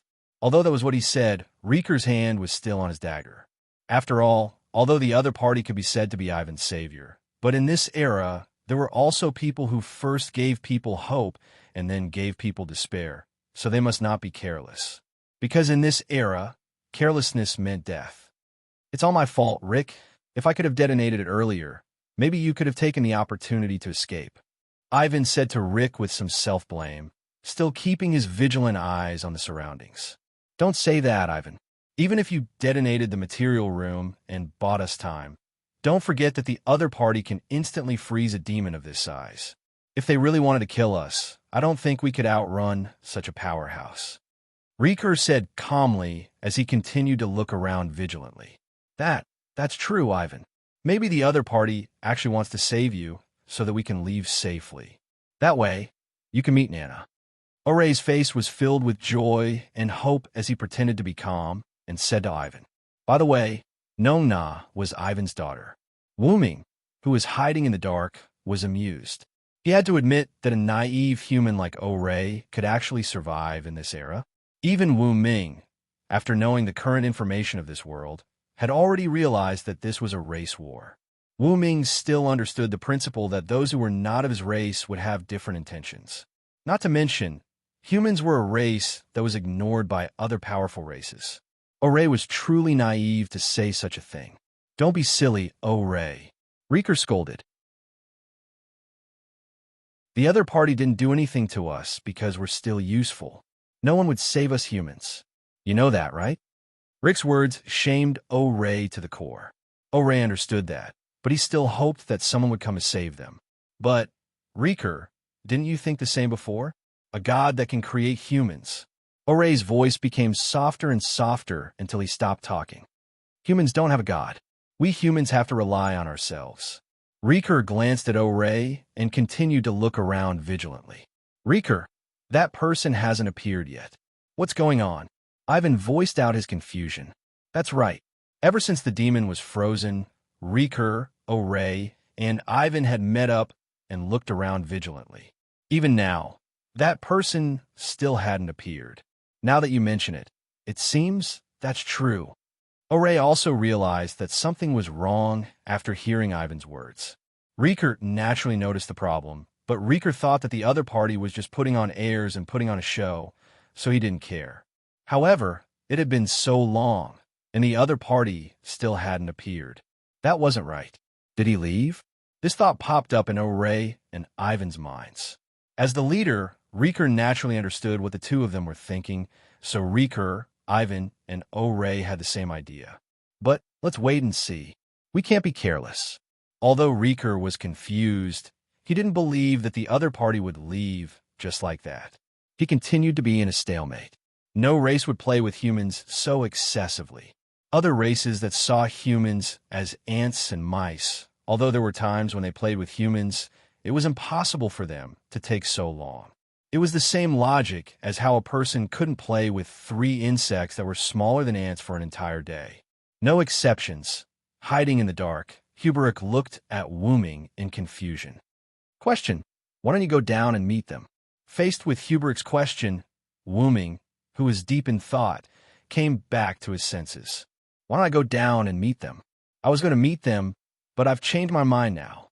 The reason why Wu-Ming said that was because Riker and the others were wary of non-humans. For a long time, the humans in this world had entered an unusually vigilant state because of their desire to survive. Listening to their conversation, it seemed that Riker was a leader-like figure. As a leader, Riker was more vigilant than ordinary humans. To put it simply, it was because humans had been oppressed and hurt for a long time, causing humans to be unusually nervous. As the leader of the entire race, Riker shouldered a heavy burden that others couldn't imagine. Therefore, Riker was more distrustful of other races than others and more vigilant. "In that case, if I go up and say I'm here to help you, it will definitely have the opposite effect," Wu-Ming said bluntly. "I don't understand. Then what should Nameless do next?" Hubert asked. After thinking for a moment, Wu-Ming looked at Riker and the other two with a smile on his face. "Since the other party is so vigilant, then I'll be a god and play with them." Hubert looked at Wu-Ming's smile, tilted his head, and data flowed in his eyes. "Nameless, my database shows that your current smile is called a bad taste." How? How can that be?" Cough, cough. "You still don't understand the heart. You'll understand the true meaning of this smile after you understand the heart." "Yes, that's right." Hubert nodded as if he understood. Next, it was time to show his acting skills.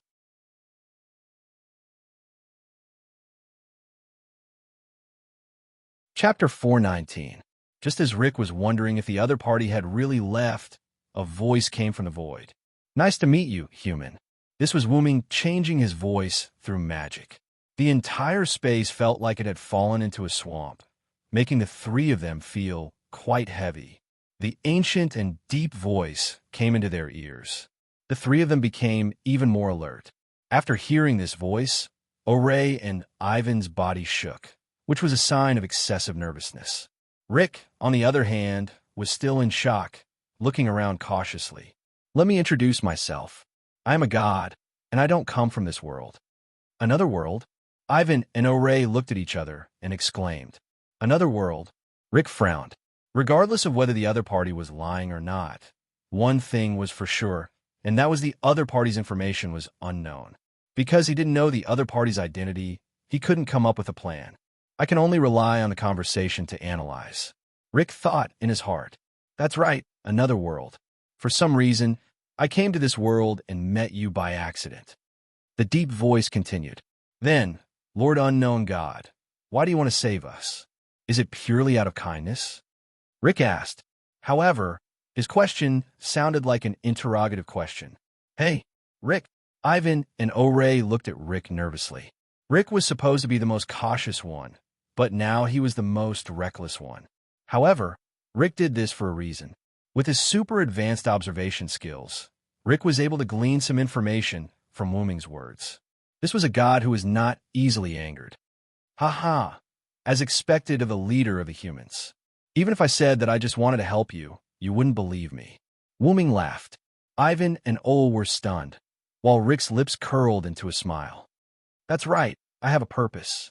Wuming's words made Ivan and Oray's body tense up. After all, even if he was from another world, he was still a god. Leader of the humans, Rick, I want to make a bet with you. Rick frowned when he heard this. What bet? Rick asked bluntly. I'll bet on the possibility of being human. Rick felt as if he'd been struck by lightning. His body trembled slightly, and his pupils contracted. Possibility? Ivan and Oray, on the other hand, looked confused.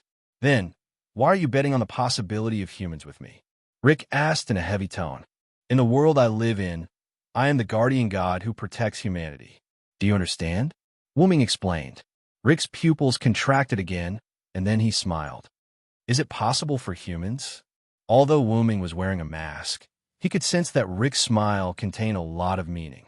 Sadness, joy, excitement, dissatisfaction. Almost all positive and negative emotions were contained within. How about it? Do you want to bet? The bet is that the winner can order the loser once. Any kind of order. What do you think? Wuming continued asking. I'll bet with you. Rick answered Wuming with unprecedented enthusiasm. Ah, very good. Leader of the humans, Rick, I look forward to your actions. After that, the heavy pressure on the three disappeared. The god left. Hey, Rick, is it really a good idea to make such a rash decision? Ivan and Oray looked at Rick worriedly. Although this unknown god gave off a harmless feeling, they should still be cautious. After all, Rick was their leader. If something were to happen to him, what would they do? Don't worry, I will win. Rick looked at Ivan and Oray. Ivan and Oray looked into Rick's eyes and were stunned. This pair of eyes contained an unprecedented light, filled with faith and hope. It was as if Rick had become a completely different person. By the way, what is the possibility of being human? Oray was completely confused. That guy is surprisingly emotional, Rick said, baffled. Huh? Ivan and Oray looked at each other, even more confused. Think about it. That guy is a god from another world who protects the humans, and the humans under his protection live a happy life. But when they come to this world, they find that the humans here are so weak. If it were you, what would you do, Oray? Oh, Rickety asked. If it were me, I would be very unhappy and would want to change the situation. It was like a certain country. The people of that country were living very well in their own country, but one day they went abroad and found that their countrymen were being targeted by others. Their lives were very miserable. Naturally, their first reaction would be very unhappy. That god is the same. He can't stand the humans being so depraved, so he wants to change the situation. The possibility of being human is the key. Ivan and O'Ray still didn't quite understand, but, well, it's all up to you, Rick. We don't understand this. Ivan looked helpless. That's right, that's right. As long as it's Rick, I believe you can win. O'Ray looked at Rick like a fanboy. Let's go, Ivan O'Ray. Let's go realize our possibility. Oh, then the three of them left. Wooming's Hubrick's figure walked out from the side. I don't understand. The possibility of being human is not recorded in the database. Hubrick thought about this as he listened to the conversation between Wooming and Rick. When you have a heart, you will naturally know. You don't need to think about it. Wooming touched Hubrick's head and said casually. Hubrick nodded as if he didn't fully understand. Then, Hubrick asked another question. Question, nameless, is it God? Or is it acting? Hubrick tilted his head and looked at Wooming. Ah, you mean that? It's not completely acting. After all, I really did bless the humans and was worshipped as a god by them. Wooming thought of the Europe people. But, compared to being a god, I prefer to be a traveler. The world is too big. It's impossible to finish walking, Wooming said with a smile. God, traveler, bless humans. Hubrick muttered the key words. No one knew what he was thinking. The human named Rick is very good. I'm going to give you to him and stay by his side. I believe you will understand the heart. Hubrick nodded again, as if he understood. Then, Wooming looked outside. Outside, the elven skeleton continued to deepen. Three figures were moving quickly in a certain direction. The environment continued to deteriorate, but the possibility of being human was being excavated little by little. Do your best, humans.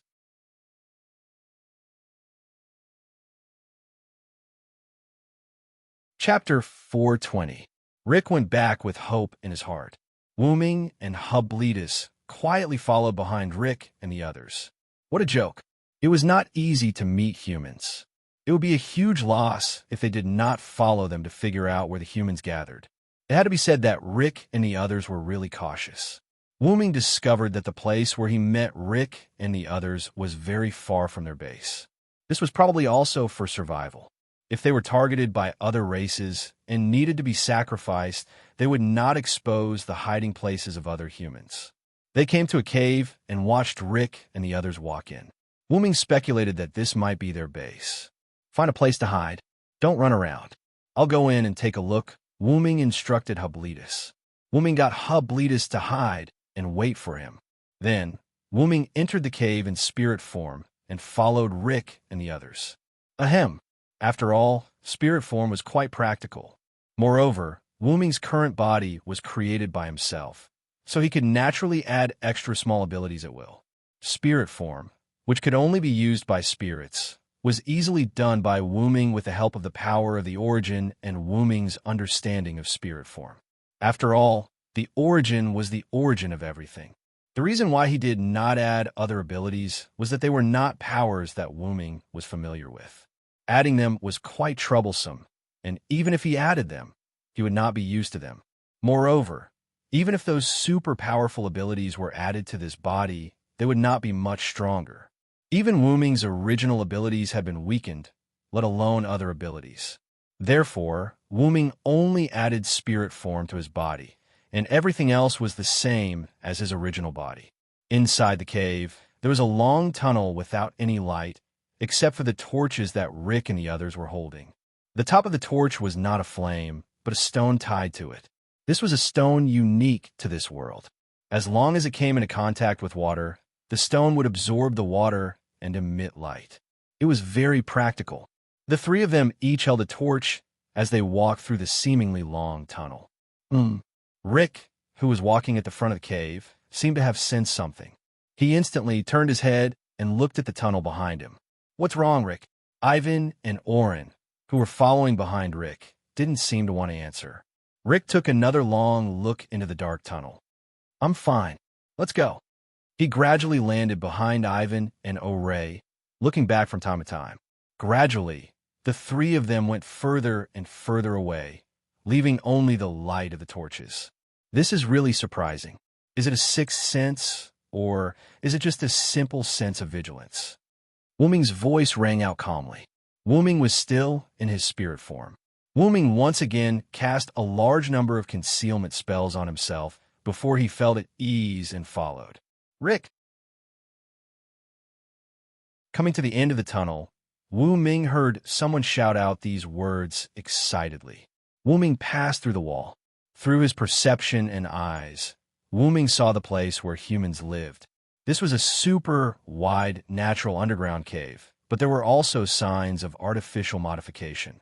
Countless colorful glowing stones decorated this natural karst cave, and in some places there was even land with some grains that Wu-Ming did not recognize growing on it. All kinds of humans were busy. Some were managing the land with grains, some were managing the terrace fields, and some were collecting water through special means. The houses were built directly on the mountain, making use of the independent space of the karst caves. This was a simple room, and there was even a stable that was used as a means of transportation. The humans lived in an orderly manner, almost like a small society. At the spot where Rick and the other two were, there were people who took away their item backpacks. A rose-haired girl hugged Rick, looking very worried. "Daddy!" At this time, a young voice was heard. A purple-haired girl ran towards the three of them and rushed into the arms of the uncle named Ivan. Oh, no, nah. Did you listen to your big sister Crone?" Ivan hugged Nana lovingly and asked with a smile. No Na is very obedient to big sister Crone. No Na also knows how to write No Na's name. Look, No Na wrote it herself. Nana said as she picked up the unknown paper in her hand and showed it to Ivan. Oh, as expected of my daughter, you can write your own name. Daddy is proud of you. Ivan smiled from the bottom of his heart and stroked Nana's head. Nana laughed happily. Seeing this scene, Rick's heart was filled with uneasiness and shame. If it wasn't for the god who came in time, Nana probably wouldn't be able to see her father again. Rick lowered his head in self-blame. Rick, what happened? The rose-haired girl frowned as she looked at Rick, who had his head lowered. It seemed like a lot of things happened. It's okay, Crone. Rick shook his head and looked at Crone with fighting spirit in his eyes. Really? I told you to call me sister. Well, forget it. Being able to return safely is better than anything else. Welcome back, Rick. Crone looked at Rick with displeasure at first. Then her expression relaxed, and she smiled at Rick. Yes, I'm back, Crone. Seeing this scene, Wu-Ming nodded with satisfaction. Saving the human named Ivan wasn't in vain. Wu-Ming in spirit form nodded with satisfaction. Then he didn't look at Rick and the others anymore. Instead, he left the place and went outside to meet up with Zubrik. On the top of a slightly higher mountain nearby, Wu-Ming and Zubrik looked into the distance. Hey, Zubrik, I think you should enter the lives of these humans. Wu-Ming said without turning his head. Answer, Zubrik has been abandoned by the Kikai race. How to deal with him is the power of the current owner of Zubrik, nameless, Zubrik said calmly. Your words are quite ambiguous. I'm not your master. Remember, no one could be the master of others. Not even you, the Kikai race, because you're a race that is about to have a heart. Understand? Can't. Data flowed in Zayubrik's eyes as he stuttered this sentence. Well, you won't understand even if I tell you now. When you have a heart, you will understand without a teacher. Wu-Ming smiled as he stroked Zayubrik's head. Wu-Ming firmly believed that after living with humans for a period of time, and with Wu-Ming's guidance, Zayubrik would be able to understand a heart and have feelings. Because letting machines have feelings was one of the possibilities for humans.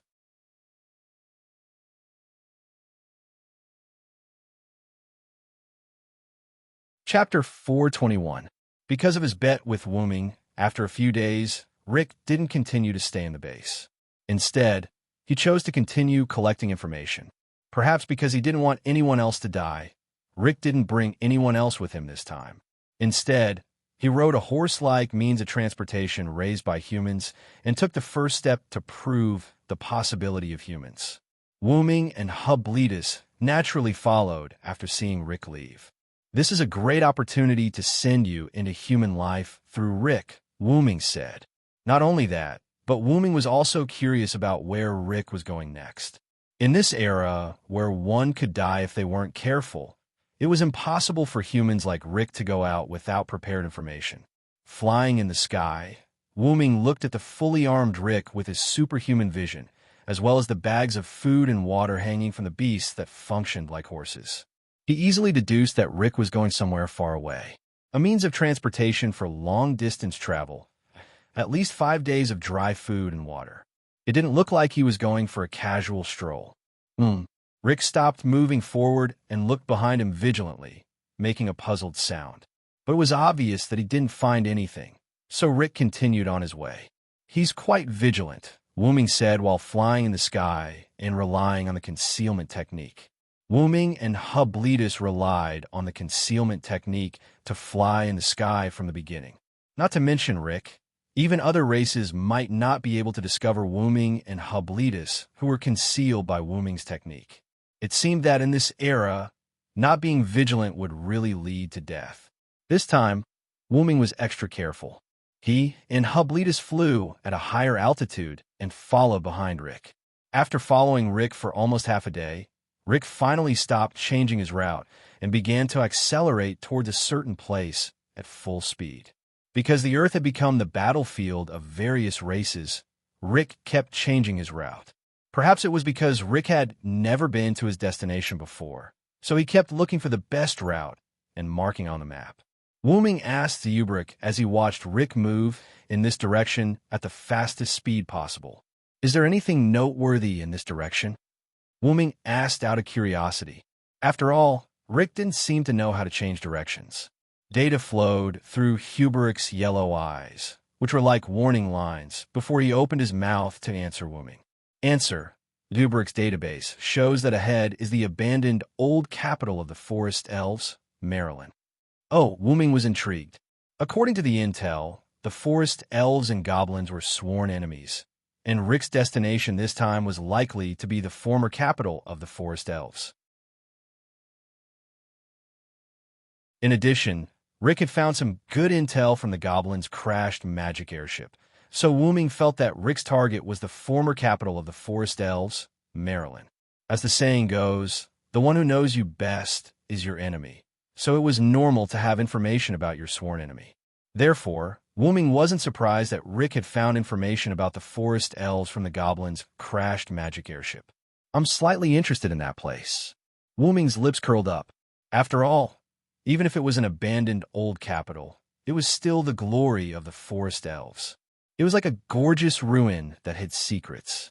"Let's go take a look in advance. Zeubrick, what do you think?"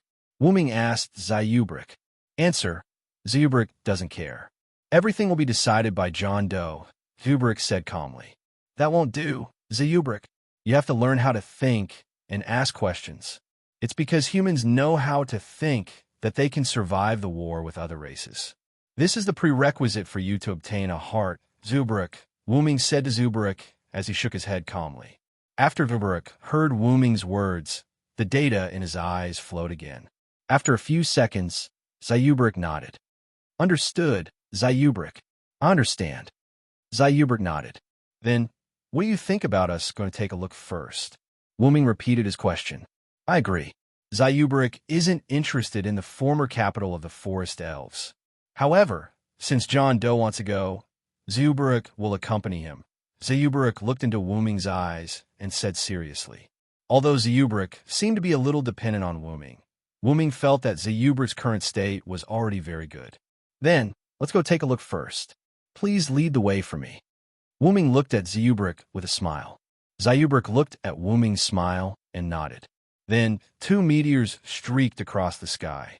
Because of the increase in altitude, Rick didn't notice that something was wrong and continued to move forward at full speed. However, even if Rick was riding a vehicle, it was still too slow for Wuming and Zeubrick. About 10 seconds later, Wuming saw a dilapidated city. Wuming and Zeubrick landed in front of the old capital of the Forest Elves, Merlin, and walked in through the gap. It was attacked, right? No wonder it was abandoned. Wuming looked at the traces of destruction inside Merlin. It was obviously not the power of nature, but man-made. Answer: according to the records in the database, this place was attacked by the skywing species, Zeubrick said calmly as he followed behind Wuming. Skywing species? No wonder it was destroyed like this, Wu Ming said knowingly.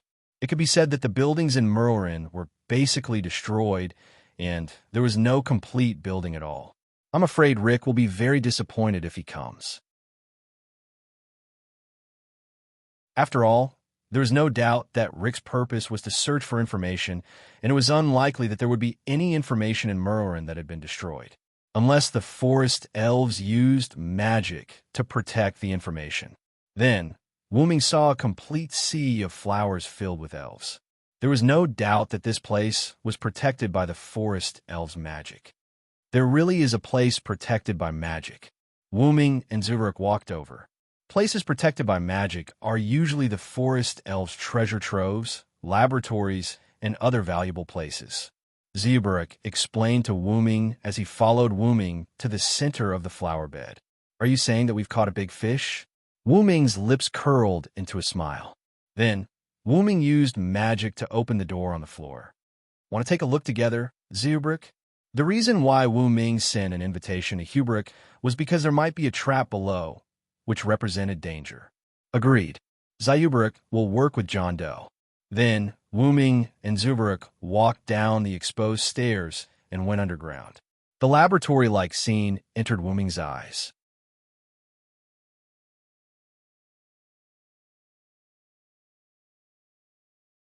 Chapter 422. Wu Ming saw a laboratory-like scene full of forest elves technology. There was a huge mainframe that looked like a human brain wrapped in purple glowing vines, as well as several giant pillars engraved with a large number of flashing purple tactics.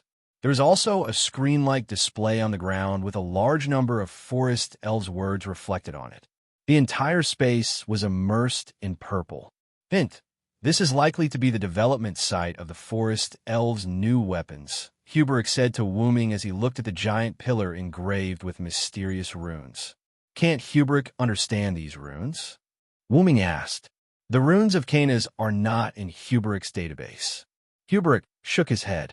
In this regard, Wu Ming did not show any disappointment. Wu Ming had almost guessed it.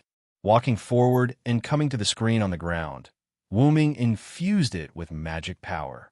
The entire room lit up, and all the instruments began to operate. Seeing such a scene, Hubrick was puzzled. Puzzled?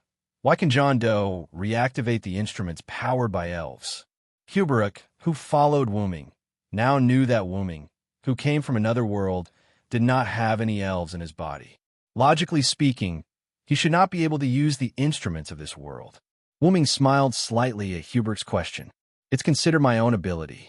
In the beginning, after Wu Ming sensed that there was no magic power in this world, Wu Ming was indeed unable to use magic and spells that required magic power.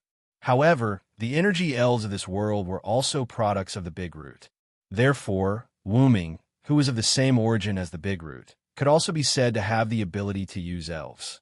It was not difficult for Wu Ming to use the elves floating in the atmosphere, but it was a little troublesome.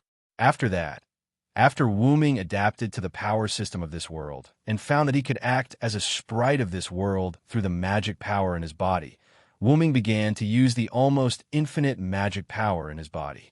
Well, this body didn't have unlimited mana. Although this body was created based on Wu Ming's original body, it couldn't imitate the characteristics of the root dragon. However, it had enough mana.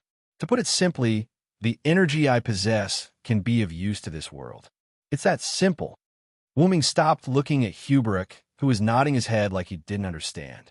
He started to study the host. On the large screen, countless words and a large number of unknown formulas appeared. Logically speaking, Wu Ming shouldn't be able to understand them, but now, Wu Ming was concentrating on reading. Wu Ming knew that this world was different from the world he was familiar with. Therefore, after getting familiar with Hubrick, Wu Ming asked Hubrick to teach Wu Ming the various languages of this world. Hubrick, who had a database, naturally knew most of the languages. In addition, Hubrick was now Wu Ming's main focus, so Hubrick easily taught Wu Ming all the languages he could teach. Wu Ming didn't disappoint Hubrick's teaching and quickly learned most of it. Therefore, Wu Ming could still understand the languages of ordinary races, such as the language of the forest elves on the screen. The Zeroth Void Blessing Theory Verification Experimental Furnace. Wuming read out the name of the experiment. Wuming couldn't even understand the name of the experiment personnel, let alone the name of the experiment. Ciphertext? Wuming could more or less guess why he couldn't understand it.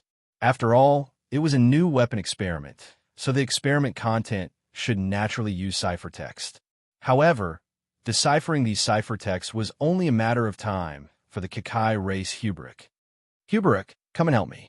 After hearing the call, Huberic, who was still looking at the mysterious giant pillar, walked toward Wuming. And as if Huberic's arrival had triggered some mechanism, the purple vine wrapped around the cortex prime instantly glowed, and countless light swords appeared out of thin air. A trap? A defensive tactic?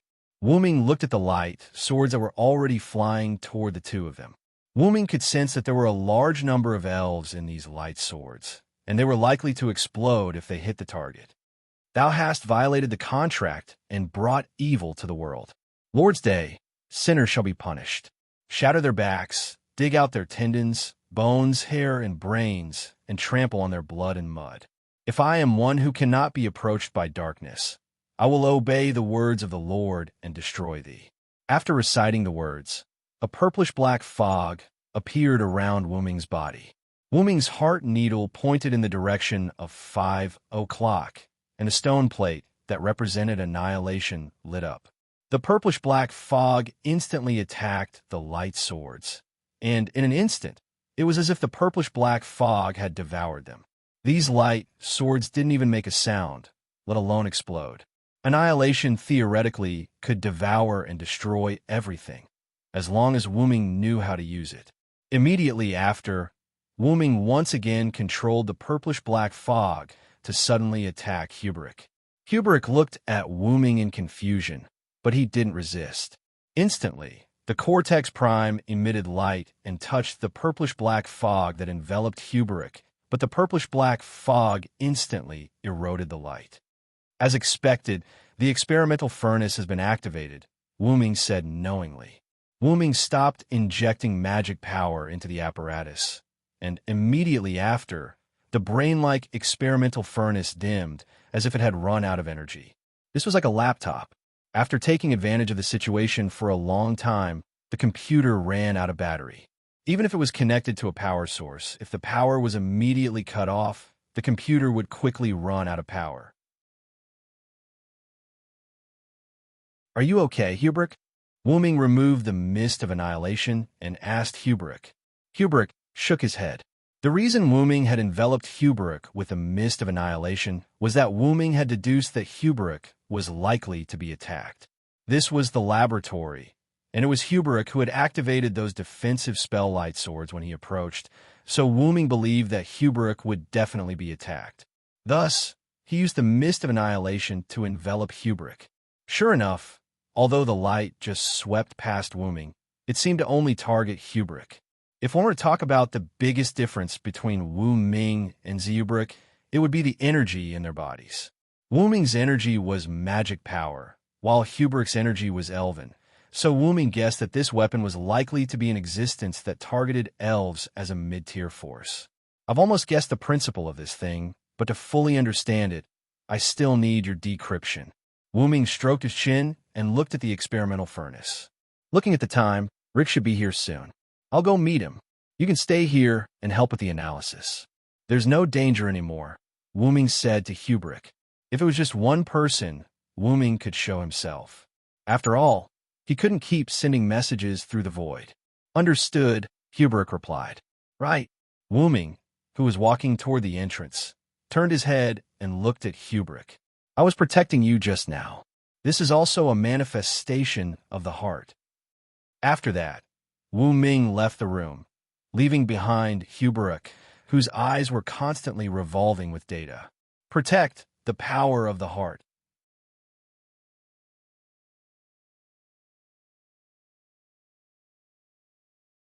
Chapter 423.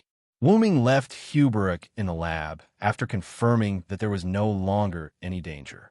He then went out of the underground lab and arrived at the entrance of Melon City. As expected, Wuming found Rick already there.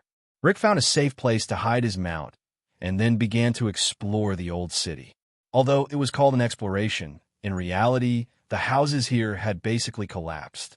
Rick had come this time hoping for a fluke. Even if it was an abandoned old city, it was still the old city of the forest elves. It was unlikely that they would leave anything behind. At this time, Rick also discovered that these places were destroyed by humans. This kind of destructive power doesn't seem like it's from the goblins. Skywings, Rick judged. It had to be said that as the leader of the humans, Rick had mastered a lot of abilities. Strong vigilance, extremely calm mentality, disguise, deceit, numbing oneself, and the cruelty of sacrificing the small to save the big, as well as the characteristics, strengths, weaknesses, and abilities of each race. Although it was not comprehensive, Rick had collected most of it. Rick did not have any extraordinary talents or abilities, but as a leader who led the other humans to live in this annoying era, these were all necessary. If he did not master these, he would not be able to survive. Simply put, he was forced. No one was willing to be born to deceive and suspect others, and Rick was the same. And the reason why Wu Ming knew this was because Wu Ming had seen it the last time they met. From the beginning, when Rick, Ivan, and Wu Ming came on the Goblin's fallen magic airship to saving Ivan and leaving after talking to the three of them, Rick's performance as the leader was seen by Wu Ming. Wu Ming could only say that Rick was not the best leader, but Rick was the most suitable leader to lead the other humans in this era. After Rick checked the buildings that were not intact, he quickly searched for any strange places. Soon, he discovered the sea of flowers and the underground passage that had been opened. Someone has been here. Could it be the forest elves? Rick was shocked. After all, under such circumstances, it was unlikely. No, it was impossible for humans to come here. Compared to other races, it was very likely that the forest elves would return to retrieve the materials that they did not manage to take away in time. Don't worry, there are no forest elite species coming. Suddenly, a young man's voice was heard. Rick immediately pulled out the dagger at his waist and turned towards the source of the sound. Rick saw a man wearing a black cloak with a hood. The fat cloak covered the man's entire body, and his hands were hidden in the cloak. Even his body was not exposed. Rick could only vaguely see the man's heels at the bottom of the cloak that was about to touch the ground. The wide had basically covered the person's face. His hair, eyes, nose, and other body parts could not be seen. The only things that could be seen were his mouth, chin, and the voice just now. It was impossible to tell what race he was from. However, Rick's attire was similar to his opponent's. He wore a hooded cloak that covered half of his body, a pair of thick goggles that covered his eyes, and a scarf-like cloth that covered his mouth. Only his calves and hands were exposed, and Rick held a dagger that shone with a cold light in his hand. "Who are you?"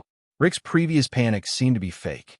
He instantly adjusted himself and coldly asked the person who had come. Rick did not notice the man's arrival. If the man did not speak, Rick would not even know that there was someone behind him. To be more specific, the man in front of Rick gave him a sense of illusion. If he did not see him with his eyes, it was as if the man did not exist. There was no breath at all. The man was, of course, Wu Ming, who cast a lot of shielding magic on himself. There was no breath because of the effect of magic. "Why don't you recognize me?" "Then how about this?" When Wu Ming said the last three words, he used magic to change his voice. His voice immediately became the voice that Rick was familiar with. He had seen him a few days ago. The god from the other world. Rick was shocked at first, but then he calmed down and put the dagger back into the scabbard at his waist. "Why? Are you not afraid that I will hurt you?" Wu Ming said to Rick with his original voice. "There is no need for that. According to the rules of this world, you are a type of god. Even the weakest type of god is not something that a mere human can deal with," Rick continued after a pause.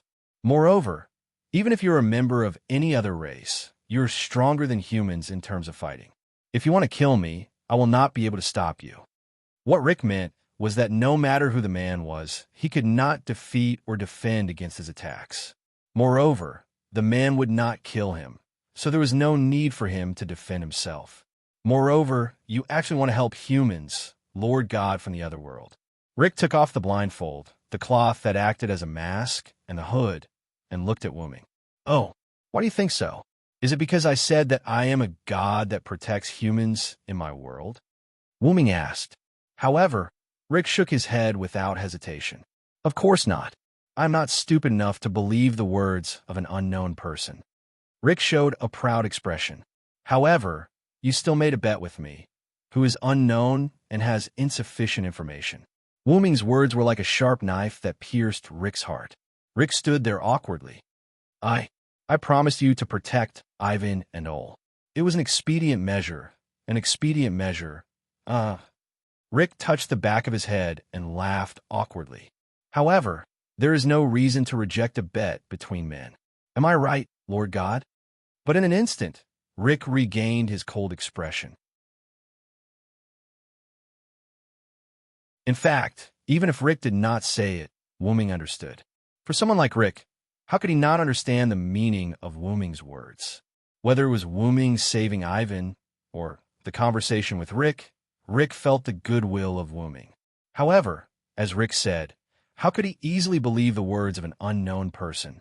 Let's assume that if Wuming was planning to deceive Rick and others, then as long as they followed Wuming's intentions, they would be fine. And if Rick did not bet with Wuming, then it was likely that Wuming, who wanted to deceive Rick and others, would be angry. If he could not achieve his goal, these humans would be useless. Then Wuming, an unknown person, would likely have this idea to directly eliminate Rick and others. Therefore, Rick chose to bet with him. As if knowing that Wuming already knew his thoughts, Riker went on to say, "In fact, there's a more important reason why I bet with you, and that is the content of the bet, the possibility of humans."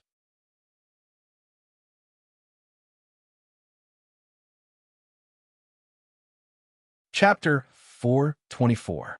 The possibility of humans was an extremely vague statement. The definition of possibility referred to the probability of something happening.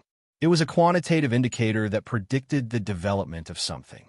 It was an objective proof, not a subjective proof. But the possibility of humans, which aspect did it refer to, or all of them? One had to know that the more confusing the content of the bet, the higher the chance of winning. The question of the possibility of humans had many meanings, but both Wuming and Rick had the same idea. "You want to bet on the future of humans, right, Lord God?" Rick stared at Wuming. "I don't know if you didn't want to hide it or purposely revealed it, but your intentions are too obvious. It's so obvious that even I want to suspect you."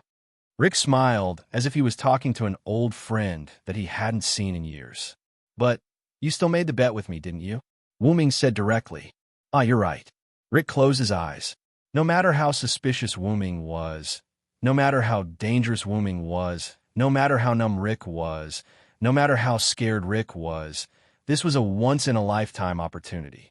Humans are not valued, humans that are ignored by other races, humans without power. I really want to see their expressions of anger after their plans are ruined by humans. Ha ha! Rick seemed to have thought of something happy as he laughed happily. Rick didn't know how to end this war, and he didn't have the power to end this war. But collecting information and waiting for an opportunity to come was the way of the weak. And Wuming was one of the opportunities. Because of Wuming's bet, Rick woke up from his numbness of let humans live. Just because he was weak, he couldn't interfere with the strong? Stop joking. Even if I'm weak, I want to prove to you the possibility of humans. Rick stopped laughing and looked at Wuming with fighting spirit. Clap, clap, clap. Wuming clapped his hands. "You've really impressed me, Rick." Seeing that the leader of humans had such fighting spirit, Wuming felt that there was hope to change the world. "Then, let me tell you how to end this war." Wuming took off his hood and looked at him. Now, humans had grasped the future. Because the god spirits were not satisfied with being on the same level as other gods, the gods began to fight with other gods. Countless races created by the gods also began to fight with the gods.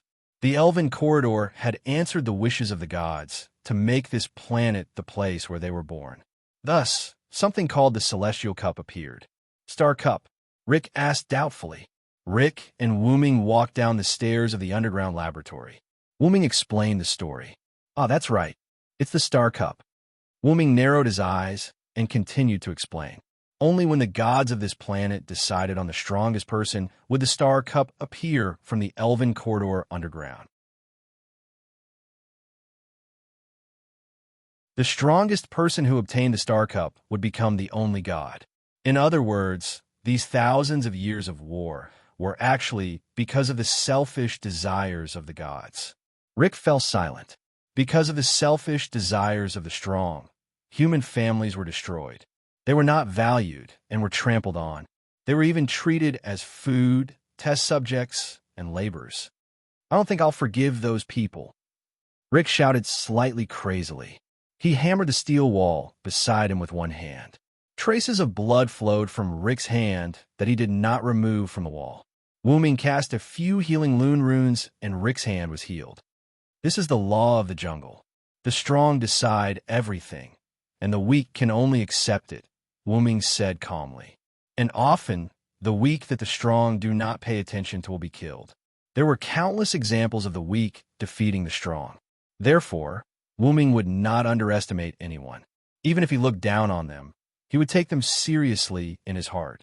By the way, aren't you afraid that I'll think that you want to use us humans to help you obtain the Star Cup by telling me all this? Rick looked at Wuming. However, Wuming just shook his head calmly. There's no need for that, Wuming said calmly. Firstly, I'm a god from another world. Whether I can use the Star Cup of this world, or whether I have the right to obtain, it is still unknown. Secondly, I'm very strong, Wuming said as he looked into Rick's eyes. Perhaps you might think that I'm a little arrogant, but according to the information I've obtained, in this world, in terms of combat power, only the creator of the Skywing race, Arthas, who is known as the god of war, can fight me. Wuming's words shocked Rick. Rick had some understanding of Arthas. The god who created the Skywing race was said to have the strongest power among all the gods. He was the strongest god of war who had killed other gods with the god-slaying weapon he created. Hey, are you for real? Are you that strong? Rick looked at Wuming with an extremely shocked gaze. Although Rick also knew that Wuming was not weak and was very likely a powerful god, he could not help but be shocked that Wuming could fight with Arthas, the creator of the god-slaying weapon. Then I'm really sorry. I'm that strong. Wuming half-jokingly shrugged helplessly and continued to walk down the stairs to the basement. The reason why Wuming said that was because of Wuming's speculation. Back then, Wuming had asked the dragon spirit what rank it was in this world. The dragon spirit half-weakly said that it was almost on par with the strongest god, Arthas. Of course, Wuming did not easily believe the one-sided words of the dragon spirit. After that, Wuming asked for some other information, such as the strength of the dragon spirit and the strength of the Kakai race. After becoming familiar with Hublitus, Wuming also asked Hublitus about it. The database shows that the dragon spirit doesn't lie. They're a race that purely respects the strong. This was Hublitus's original words. Speaking of which, Hublitus also told Wuming some information about the dragon spirit. It could use its past and future power in the present, manipulate time and space, and transfer injuries to the past or future. It could be said that it was extremely difficult to deal with. The dragon spirit whose bones were broken by Wuming's punch was defeated because it underestimated the enemy and fought head-on with Wuming's giant incarnation. The reason why the dragon spirit did not transfer its injuries to the past or future was actually because of the law of the jungle. However, Wuming always felt that the other party was afraid that he would punch him again, so he gave in.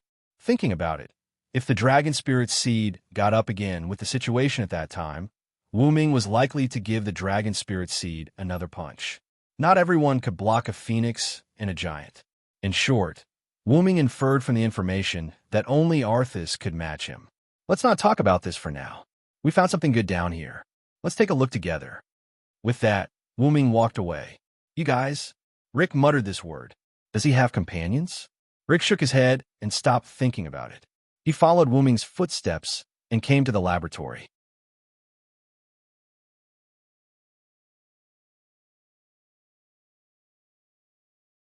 Chapter 425. This is... Reeker looked at the scene in the underground laboratory and said in shock. It wasn't that Riker was excited when he saw the scene in the underground laboratory, but because of the current state of Zeubrik. As everyone knew, Zeubrik was a Mechakai species and could continuously evolve. The Mechakai species evolved from the 5 small square boxes. And now, Zeubrik's appearance just happened to prove the theory of evolution. Zeubrik's petite body floated in the spacious laboratory. Countless cable-like data lines appeared from the body behind Zeubrik's hair, connecting to the brain-like mainframe in the laboratory. Several large screens appeared in front of Zeubrik. Data flowed on them, all of which were data that Wuming and Riker couldn't understand. There was no doubt that Zeubrik was analyzing the content of the Zeroth protection of the void. These cables and other things were actually evolved. According to what Zeubrik told Wuming, if Zeubrik was completely liberated, he could rely on himself to form a high-tech attack spaceship like a battleship. According to Zeubrik, those were all evolved. Although Wuming was very curious about how Zeubrik's body contained so many things, he could almost guess that it was nothing more than an independent space like Wuming's golden ripples. Kakai species? What's going on? Riker looked at Wuming in confusion. It wasn't that Riker suspected that this was Wuming's conspiracy or anything else, but he was suspicious of the Kakai species that had appeared at the moment.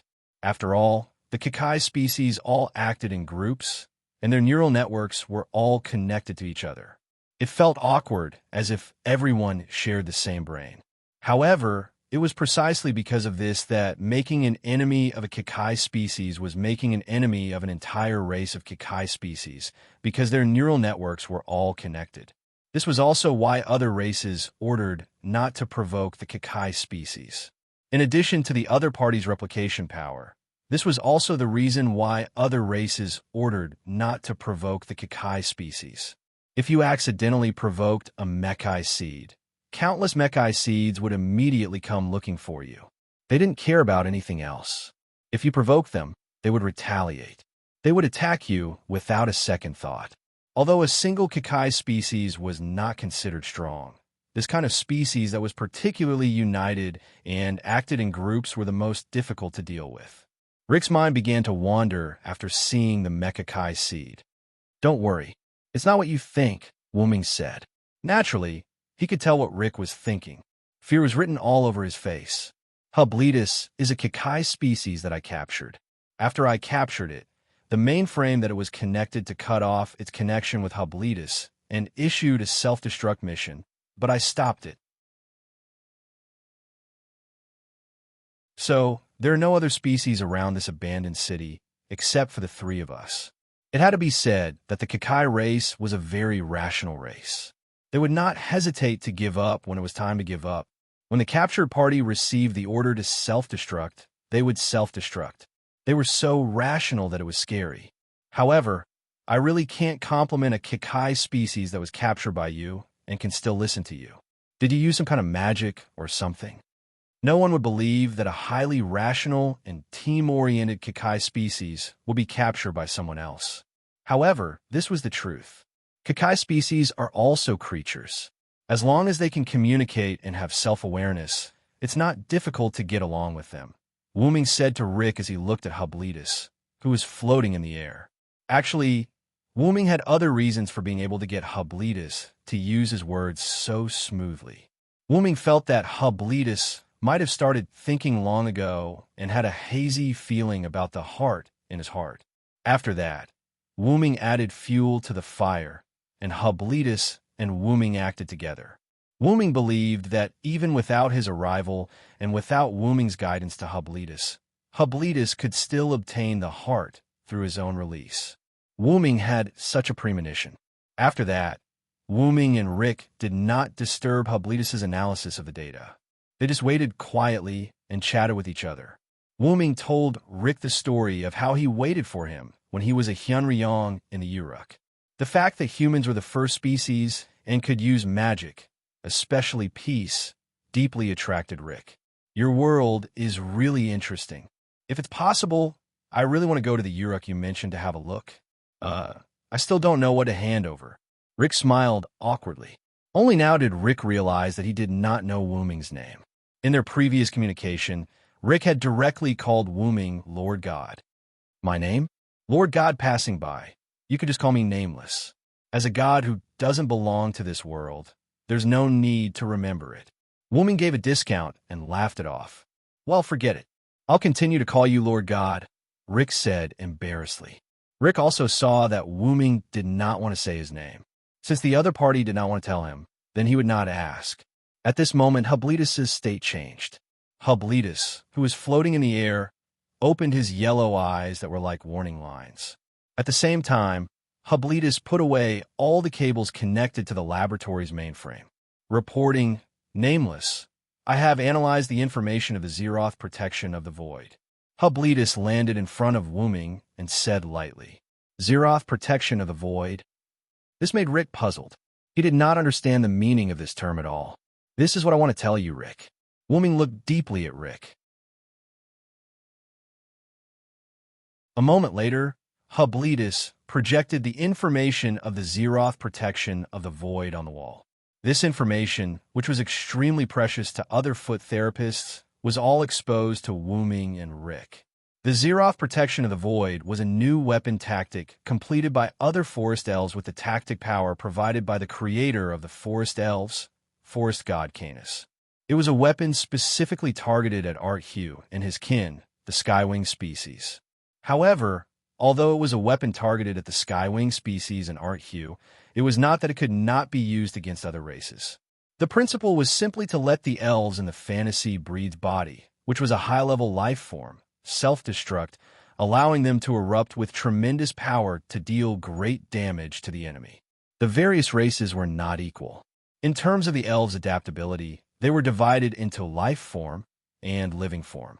Powerful races such as god breeds, fantasy breeds, dragon elves, giant breeds, and skywing species were called life form, while the other races were called living form. In fact, to put it simply, the life form race was a powerful race with different natures from the living form race, while the living form race was a race weaker than the life form race. This is actually a weapon targeted at Art Hugh, Rick said in slight shock.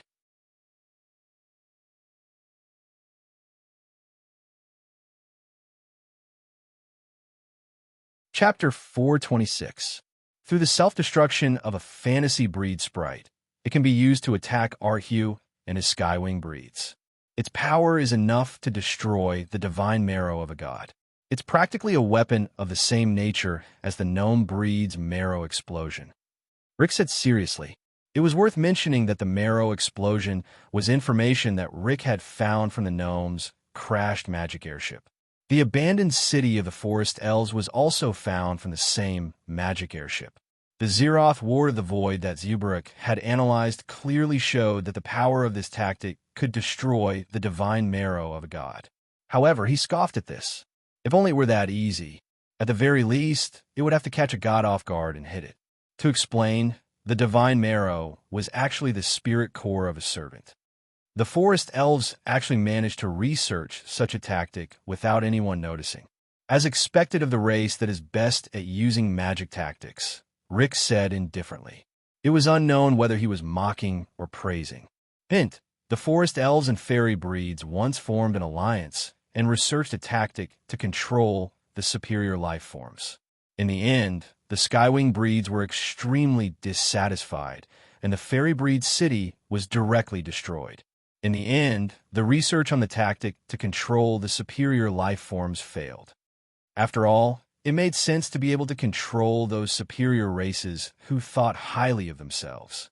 Once the forest elves and fairy elves successfully researched them, whether it was the superior races or other biological races, none of them would agree. One was that they were unwilling to be controlled. How dare mere forest elves control them? The Skywing breeds with the most explosive and belligerent tempers will be the first to disagree. The other was fear. If the research was really successful, the forest elves and the superior life forms who were already watching and controlling them would be the end of the world for the other races. After all, the superior life forms were really strong. If they formed an alliance, the other life forms would definitely not be able to survive.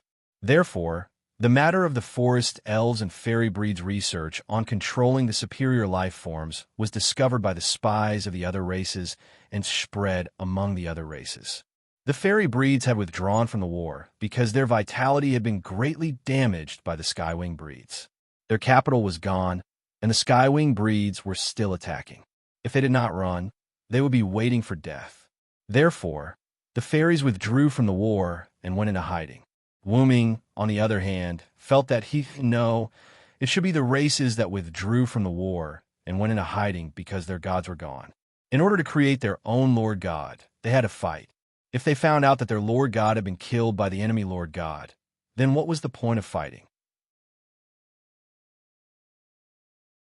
In short, according to Wuming's research and analysis, the forest elves did not seem to have used this weapon on the battlefield because there were no records.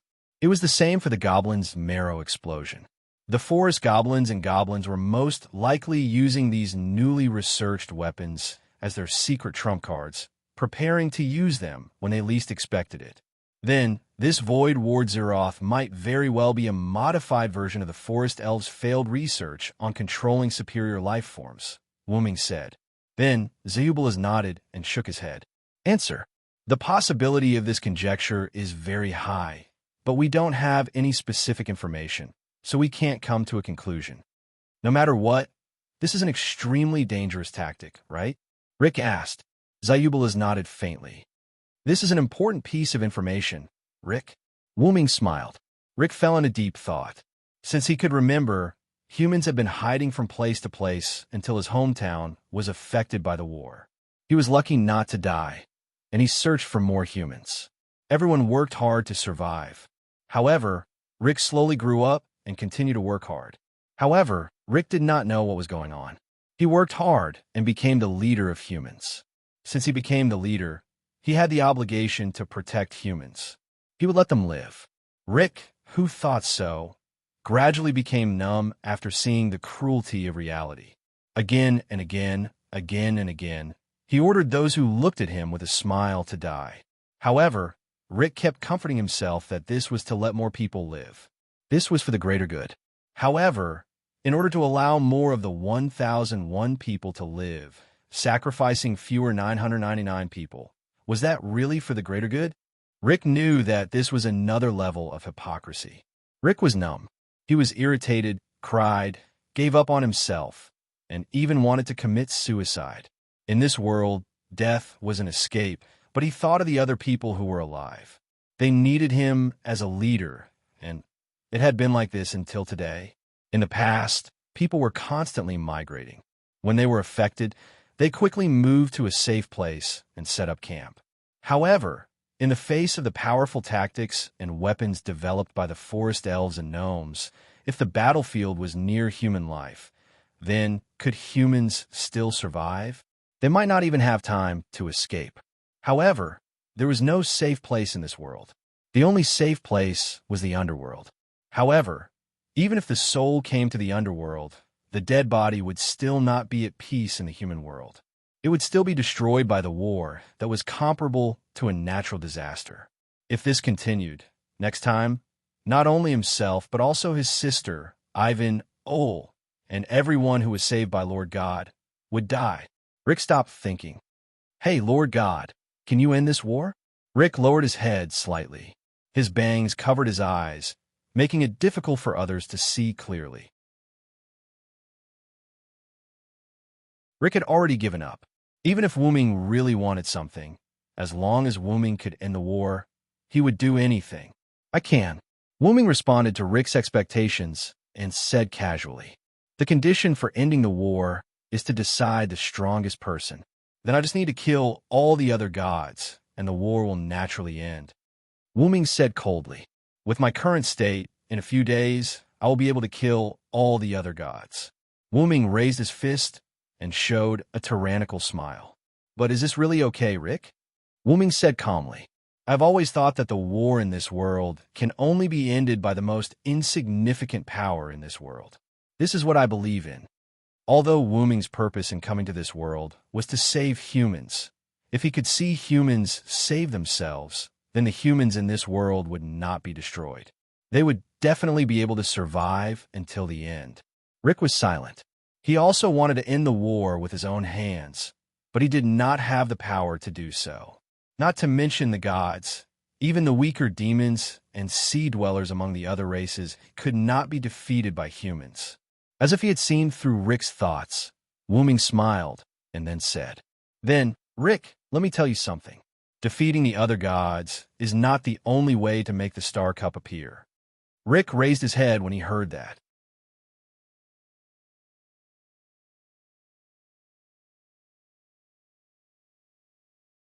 Chapter 427. Rieker raised his head and looked at Wuming. After a few seconds, Rieker understood. Wuming had said before that the Star Cup was formed when the strongest person appeared. The elf corridor bred various gods, so it was inferred that the elf corridor was the strongest person. In that case, the representative would explode and the elf corridor would appear.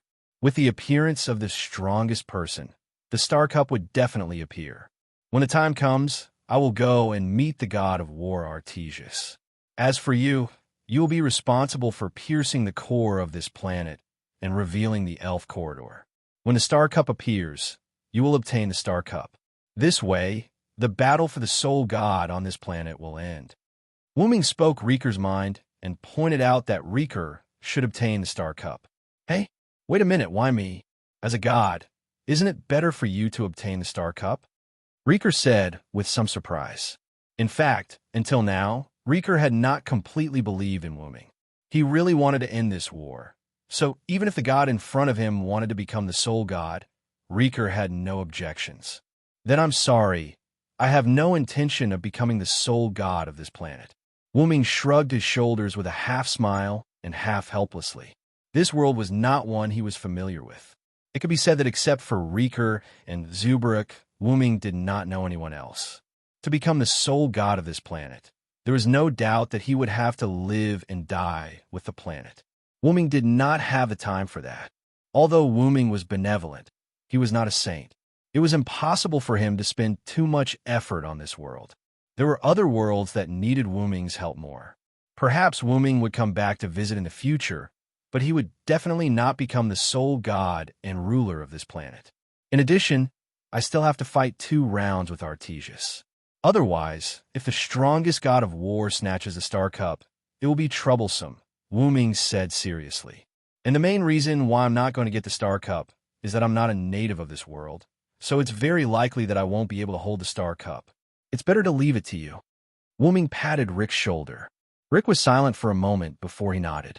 Yes, leave it to me.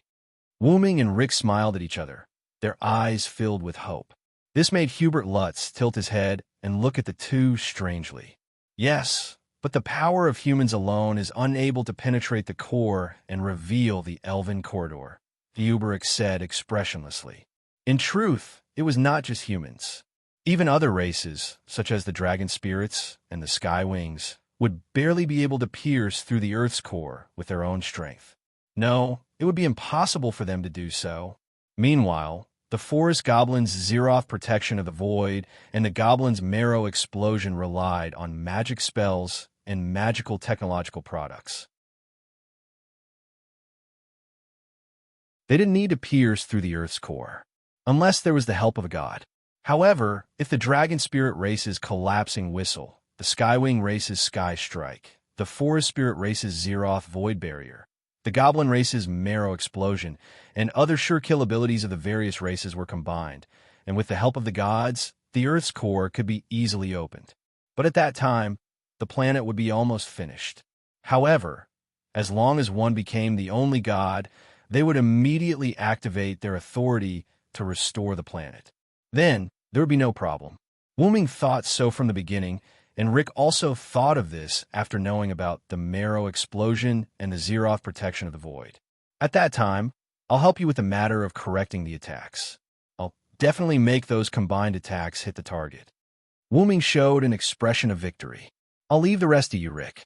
I'll obediently wait for your victory on the corpse of a god. Wuming squatted down and patted Hubert's head. Then, he turned to Rick and said, "Don't worry. If it's you, it should be possible," Wuming teased. Facing Wuming's distrustful question, Rick smiled. Leave it to me. I'll end this game. Now, Rick showed an unprecedented smile. This was a smile from the bottom of his heart. Ah, by the way, Rick, I have something to ask of you, Wu-Ming suddenly said. What's the matter? Rick looked at Wu-Ming in confusion. This child and I want to enter the life of you humans and experience life. Allow me to refuse. Before we finished, Rick interrupted Wu-Ming's words. How can you do it so neatly? Wu-Ming smiled. Rick looked at Wu-Ming with melancholy, then looked at Hubert, who was a Kakai race. If it's you, Lord God, there's no problem. After all, Wu-Ming's appearance looked like a human, and his speech and behavior were consistent with the humans. But Hubela's was, Rick looked at Hubert helplessly. Hubert tilted his head and looked at Rick in confusion. Hidden under the cloak is a mechanical body, stiff and lifeless, and a mechanical tone. Without a doubt, she is a Kakai race. Even if she disguises herself, once she enters the life of us humans, she will be easily exposed. You know how afraid humans are of other races in this era. If we don't chase her away, we won't be able to live a normal life. I clearly understood what Rick meant. Actually, Hubert had to disguise herself as an ordinary human girl, and no one could find out. After entering the human society, Hubert was destined to have more contact with people. This way, it was only a matter of time before she was exposed. In other words, it's fine as long as no one finds out, right? Wu-Ming smiled. Well, that's what you say, but I don't think that a Kakai race can hide her identity. Rick touched his chin and looked at the items on Hubert's body. Data flowed through his eyes, a glowing disc on his right forehead that looked like a magic formation, a pair of wings on his back, and two tail-like threads near his tailbone that connected to the sprites. A Kakai race without a sprite was like a car without gasoline. It was useless. Then, what about now? Wu-Ming smiled. Then, through the hand on Hubert's head, Wu-Ming transferred his magic power to Hubert's body, or rather, the art on Hubert's body. In an instant, Hubert's body lit up. It was so bright that Rick couldn't open his eyes. When the light gradually dissipated, Rick opened his eyes. Rick looked at the little girl, standing beside Wu-Ming in shock. Rose-colored hair, tattered clothes, no wings, no tail, no disc on her forehead, and with those big watery amber eyes, she was simply adorable. This should be fine, right? Wu-Ming looked at Rick with a smile. If that's the case, yes. I guess. Rick smiled awkwardly. Then, let's play a game. Wu-Ming smiled.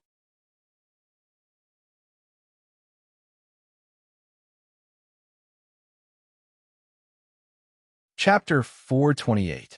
Checkmate, Zayuberk said calmly. She picked up the chess piece created by Wu-Ming's magic and killed Rick directly. It's cheating to let Jikai Seed play chess. Rick sighed helplessly as he looked at his chess piece that couldn't be more dead. This is a fair game. You have to abide by the rules, Rick. Wu-Ming, who was sitting on the side and watching the game in boredom, said with a gloating smile. Damn it. You actually let Jikai Seed play chess with me. There should be a limit to cheating. Rick muttered helplessly. Okay, didn't you agree to it before? If Zayuberk wins, let her join the lives of humans. You have to accept your loss, Rick. You have to accept your loss, Zayuberk also said expressionlessly. That's right. Rick was excited because he saw chess that he hadn't seen for a long time. Then, he agreed to the game and lost completely. After all, how could a human brain compare to a machine? Of course, there were exceptions, but this exception wasn't Rick. Yes, I know. I'll let Zayuberk join our lives. You said before that you wanted to join us. Then, I'll have to trouble you to look after her. Don't let her cause any trouble, Rick said helplessly. Through the exchange just now, Rick also knew the name of this Jikai seed. I'll try my best. Wu-Ming looked at Rick with a smile and said irresponsible words. Sigh. Rick sighed helplessly. These two guys were indeed non-humans. If they turned into humans, they would definitely be problem children. That's right, Rick suddenly said. The name Zayuberk doesn't sound like a human's. In this tone, if you don't change it, it might leave suspicion in the crowd, Rick said earnestly. In this kind of era, not only was Rick suspicious, but the other ordinary people were also suspicious. If they saw something, the refugees would be in a panic. Rick believed in Wooming and also believed in Zeubrick, who was captured by Wooming. But this didn't mean that others could believe them. So, if it was possible, can you get Hublitz to change it? Asked Leave. Are you all right, Hubrick? Wooming patted Hubrick's little head, looking at him. Answer, there's no problem. Zeubrick felt Wooming's head patting and was stunned for a moment before he nodded. Then, first, remove the mechanical word at the beginning of the sentence, and then change the character to be timid and quiet. Is that okay? Wooming asked softly. Hubert nodded and closed his eyes. After a few seconds, Hubrick opened his eyes again. Is this okay? When Zeubrick spoke again, it wasn't the same emotionless voice as before. Instead, it was the timid voice of a human girl that was mixed with cuteness. With Wooming's magic, Zeubrick was no different from an ordinary, timid human girl. Well done, Zeubrick. Wooming gently patted Zeubrick's head as if he was facing his own sister. As for the name, you'll be called Shobi from now on, and I'll be your brother, Villo. Remember that. Wooming treated Shobi gently, as if he had really become a brother. Shobi. Remember, Rick raised his eyebrows as he looked at the two people who were acting like crazy. Until now, I still feel that you superior races really have too much of an advantage, Rick said in confusion. However, Wooming understood. Wasn't Rick referring to the series of tricks that Wooming and Zeubrick had used? Although humans are weak, the spirit that they possess is something that non-human races like us can't compare to. I think that, as the leader of the humans, you must also understand this principle. Wooming's words made Rick laugh. Well, that's true. Then, it's almost time for us to go back. With that, Rick began to walk towards the stairs. Rick, I have some unfortunate news for you. Wooming suddenly called out to Rick. Rick stopped and turned around to look at Wooming in confusion. What is it? The weather outside is a little bad. Wooming revealed a mischievous smile. In the outside world, countless elven skeletons were like a snowstorm, wreaking havoc on the earth. Suddenly, a shadow flew out from the snowstorm. They were Rick, who was fully armed and riding the creature, and Shobi, who was flying at full speed with Rick and the creature in his hands. Wah! Rick's scream was heard. About a few minutes later, Shobi stopped and put the half-dead Rick and the equally half-dead creature on the ground. We're here, Shobi said softly. I can't take it anymore. Rick weakly lay on the ground and said faintly. The creature had already fainted. Suddenly, a black door like a black hole appeared, and Wooming's figure appeared from inside. Yo, Rick, are you okay? Wooming looked at Rick lying on the ground with a mischievous smile and greeted him. Damn it. With such a convenient method, why did you let me fly back while being carried by Shobi? Rick raised his hand and asked. Teleportation door, because this door only allows me to pass through, so there's no other way. Wooming said with a smile. Of course, this statement was wrong. He simply wanted to see Rick suffer to satisfy his own mischievous interest. When Wooming, Shobi, and Rick were preparing to leave the underground laboratory of the Forest Elves, Wooming discovered the situation outside in advance. According to Rick, it was a death ash storm. As mentioned before, the elven skeletons were like rain and snow when the weather changed, so it wasn't impossible for a situation similar to a blizzard to occur. Although Wooming used the excuse of with my defensive tactic, there's no need to worry at all to let Shobi directly carry Rick and his horse back here. It had to be said that the horse was coincidentally hidden by Rick and was able to avoid the death ash storm. It should be known that ordinary humans would be completely corroded in a few seconds under such a death ash storm. The elven skeletons were just that terrifying.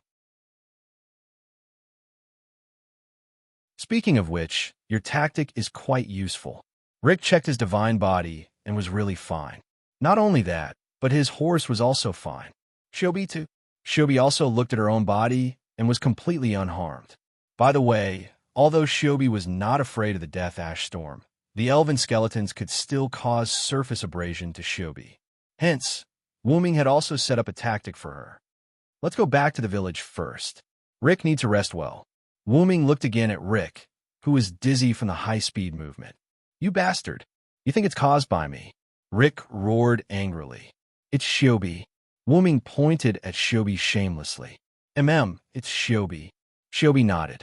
In principle, Shobi did indeed cause Rick to feel dizzy. I really lose to you guys.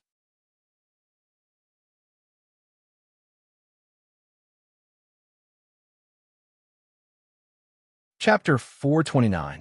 Because Shobi knew that they had to come directly to the cave that led to the village, Rick led the half-dead horse and led Wuming and Shobi into the cave.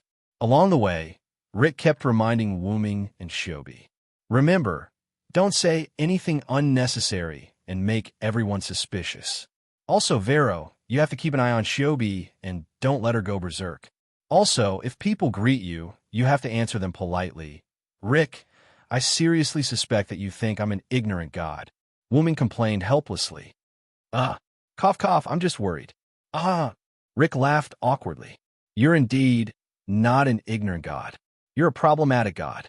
Immediately after, Rick stopped. Wuming and Shobi, who were following behind Rick, also stopped. There was an old door in front of them. The large underground cave behind the door was Rick's village. Wuming had already noticed that when he was observing. Then let's go Vilo Shobi. With that said, Rick pushed open the old wooden door. Creak, following the sound of the old wooden door, the cave appeared in front of Wuming and Shobi. Rick, it was still the voice that Wuming heard before. The woman named Crone, Rick's sister, threw herself into Rick's arms. She hugged Rick tightly and called out Rick's name worriedly. Okay, Crone. I'm fine. Rick comforted his sister in a fluster. Because he went out alone and there was no one else to look after him, she was even more worried. Wuming saw that Crone was unusually worried this time. She was even more worried than last time. The others only looked at Rick and Shobi from their posts. However, they were more curious about Wuming and Shobi. I told you to call me sister. Who are the two behind you? At this time, Crone noticed the two people behind Rick. I met the Wanderers on my way back. Their village was destroyed, so I brought them back. Following Rick's words, Wuming took off his brown hood and smiled at Crone. Hello, my name is Vilo Solansword. This is my sister, Shobi Solansword. Nice to meet you. By the way, because the neat black cloak looked too flashy, Wuming purposely changed his and Shobi's cloaks to a refugee cloak. Brother and sister? That's great. Crone said enviously when she saw how dependent Shobi was on her brother. Then, Shobi opened her mouth. Please advise me. While she was at it, Shobi pulled down her hood that appeared extremely large due to her figure and hid behind Wuming. Then, she was adorable to Crone. Wah, what's wrong with this child? She's too cute. Crone hugged Shobi and rubbed against her. This caused Rick to be shocked. Wuming cast a camouflage spell that could only change Shobi's appearance in human eyes. In other words, her body did not change. But fortunately, Shobi's body was based on human standards. In addition, Shobi was instructed by Wuming to put away the mechanical objects, such as wings and the rings on her head. Therefore, there was no need to worry about being discovered. Shobi could not understand Crone's actions. Seeing that Wuming did not give any instructions, she just let Crone hug her. As for Crone, she treated Shobi as a shy child and didn't pay much attention to him. Then, Crone, it's about time to prepare a room for Vilo and the others, Rick said nervously. He was afraid that the Kakai seed would treat Crone's actions as an enemy's attack and counterattack. To put it bluntly, Rick was still worried about Shobi's Kakai seed. He allowed Shobi to join because of Wuming. Otherwise, why would Rick allow a Kakai seed to join his village for a mere game? However, Rick had forgotten one thing. If it wasn't for Silent Sound, Shobi might have threatened Rick. Then, if Rick didn't agree, she would have played a game with him to determine the winner. The outcome wouldn't have changed. You're right. It's almost night. If we don't hurry, Vilo and Shobi won't have a place to sleep. Then, Crone quickly let go of Shobi and prepared to help Wuming and Shobi tidy up the room. Crone, I have a storage room next door. There's a bed too. Tidy it up a little, and you can let them use it, Rick suddenly said. Can we? If that's the case, where do we put the collected information? Crone asked. It seems that storage room isn't an ordinary storage room. It should store the information that Rick has been collecting. Wuming thought, put the information in my room. I need to study it today. As if he thought of something, Rick revealed a smile full of fighting spirit. Rick. Crone was stunned when she saw Rick smile. She hadn't seen Rick smile in a long time. What's wrong? Seeing Crone stunned, Rick stopped smiling and looked at Crone in confusion. Then, Crone walked up to Rick step by step. She reached out her hands and touched Rick's face. Then she squeezed hard. Ouch, ouch, ouch. Rick was shocked by Crone's sudden attack. His own sister's attack on his face was not a normal kind of pain. Speak. Are you someone pretending to be Rick? Give me back my brother. Crone stared at Rick mockingly. How could Rick not know that this was his sister's sudden prank? I admit defeat, sister. Rick put his hands together and begged for mercy. Humph, humph, humph. Not enough. As she spoke, Crone increased her strength. Ouch, ouch, ouch. Villo, help. Wu Ming, on the other hand, had his arms crossed in front of his chest as he watched the farce between the siblings with great interest. A few minutes later, in Rick's room, the originally tidy room was now filled with all kinds of scrolls of information, filling the room to the brim. This was the stuff that Crone moved from next door. She was still cleaning the room next door. Rick rubbed his cheeks as he studied the map in front of him in annoyance. Your sister is quite interesting, Wu Ming, who was sitting on the bed, said with a smile. Well, she hasn't been this happy in a long time. This pain is worth it. Rick now understood that Crone had become like that after seeing his smile. Although Crone usually looked cheerful, she was always worried about her family, her brother Rick. The reason why Rick let Crone go was because he blamed himself for showing his bad attitude to his family. If only my sister could always be like this. Rick smiled. That depends on you, Rick. As long as you're happy, your sister will be happy too. Wu Ming, who was on the bed, said with boredom. Shiobi, on the other hand, sat beside Wu Ming obediently and didn't do anything else. Well, that's true. Then let's talk business, Lord God, Rick said seriously.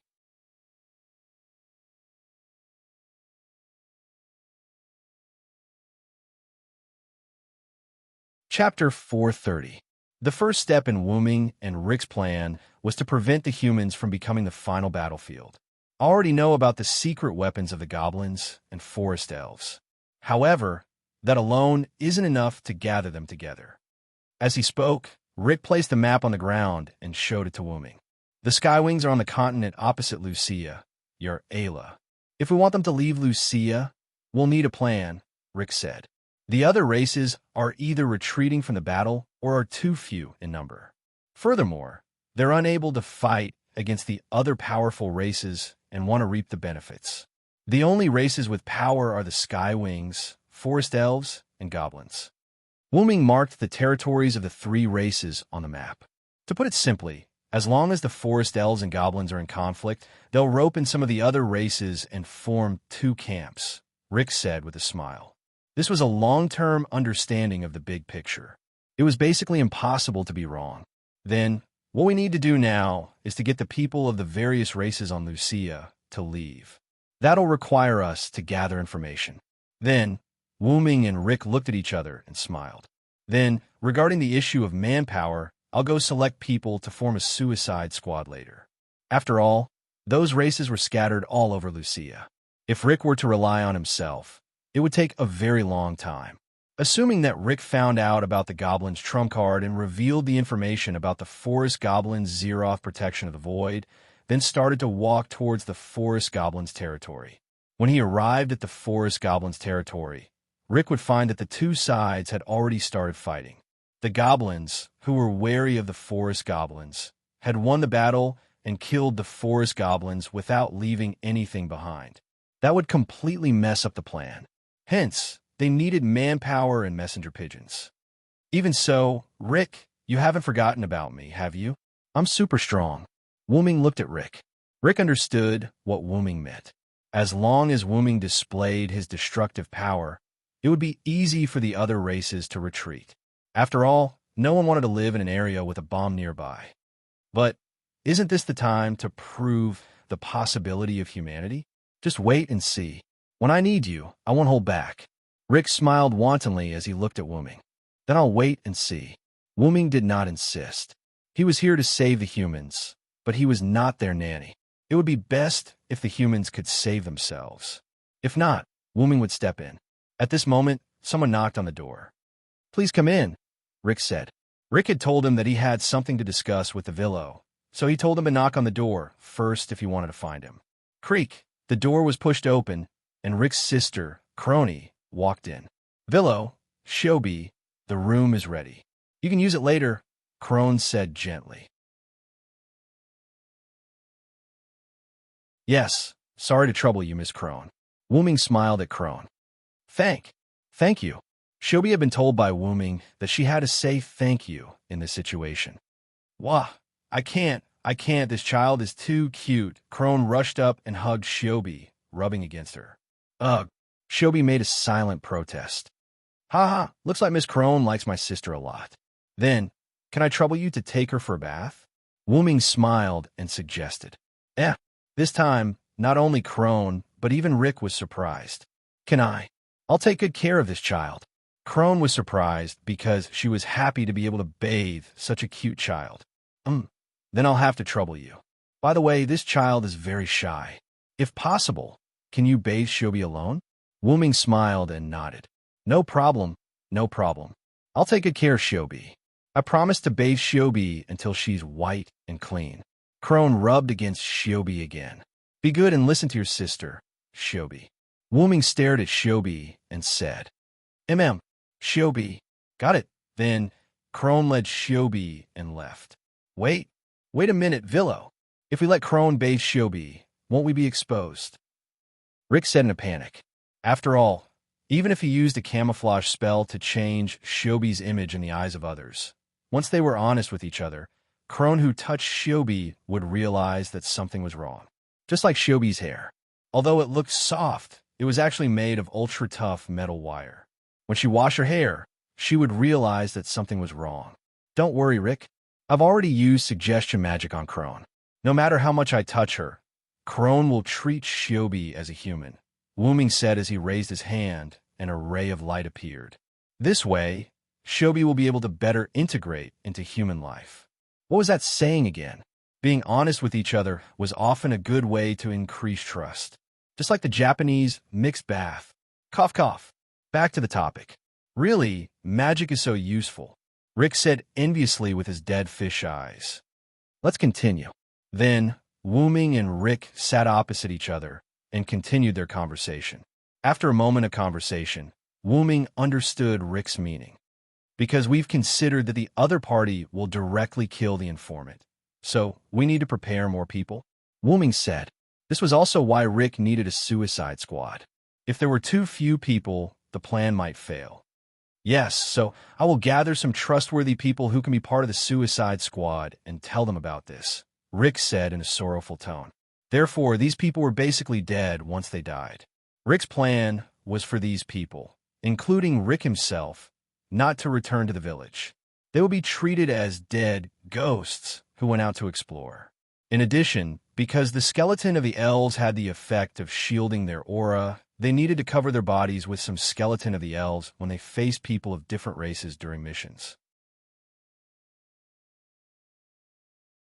This was what humans called black ash. However, the skeleton of the elves had strong corrosive properties. Covering it with acid was equivalent to covering one's body with it. After a long time, one would directly die. This was the true meaning of Suicide Squad and ghosts. They were not afraid of death and dared to act as ghosts and become real ghosts. Clank! A bottle of potion was placed on the table by Wuming and made a sound. This is... Rick looked at the blue bottle of potion in confusion. This is a potion that can be used to contact abnormal states. If it's the corrosion of the skeleton of the elves, it might be effective. Try it later, Wuming said. This bottle of potion was an item in the Yggdrasil game, specifically used to deal with abnormal conditions. Wuming thought that corrosion was also an abnormal state, so he took it out and asked Rick to try it. You've been a great help, Villo. Rick looked at Wuming excitedly, and then carefully picked up the bottle of blue potion. Woo-Ming smiled when he saw how careful Rick was. Clank, clank. The table was full of these potions. Clank, clank. Rick was dumbfounded. You can have as many as you want. Don't be shy. Woo-Ming smiled and pointed at the table. Woo-Ming took all of the potions that Nazalik had. Since Nazalik could make more, Woo-Ming took all of them. Damn it, you bastards. Then, Rick's miserable cries could be heard.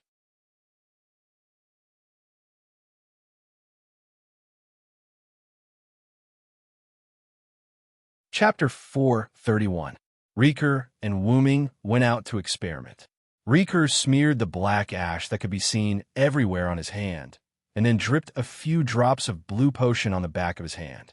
Instantly, the black ash disappeared, and the corrosive effect also disappeared. In the room, Woo-Ming and Riker sat opposite each other. Shobi sat beside Woo-Ming in boredom. She had already been cleaned up by Crone and changed into her pajamas. Damn it, evil gods, go to hell. Riker muttered. Hey, that's about enough. You can't even handle such a small blow? Woo-Ming smiled helplessly. The reason why Riker was like this was simply because Woo-Ming's nouveau riche way of doing things provoked Riker. After all, in this war-torn era, everything was precious and people cherished it very much. Based on the effect just now, if everyone covered their whole body with black ash and drank a bottle of blue potion, the black ash would last for 3 hours. After that, the black ash would be eliminated by the power of the potion. After all, the effects of taking it inside the body and taking it outside the body were completely different. Riker was also thinking of the worst-case scenario. Therefore, if a person covered their whole body with black ash and drank a bottle of potion, the black ash would last for 3 hours before disappearing. Then use this amount as the standard and see the situation, Woo-Ming said. After all, there was no need to cover the whole body with black ash. Not to mention the corrosive effect of the black ash. Even if the potion was effective, pain and scars would still be left.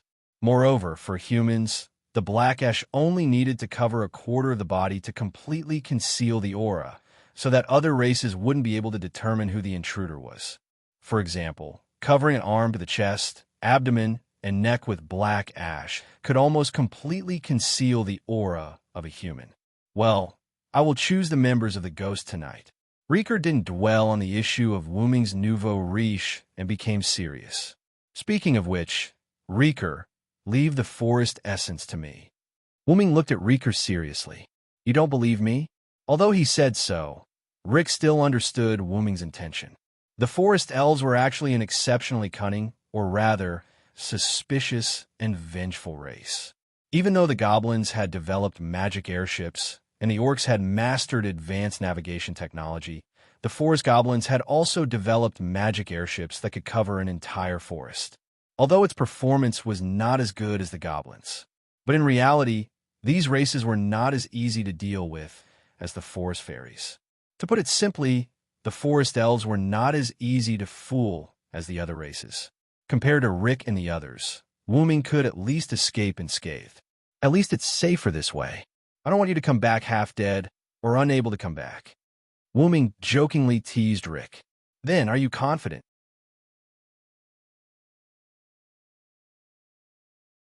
Rick first smiled, then looked at Woo-Ming seriously.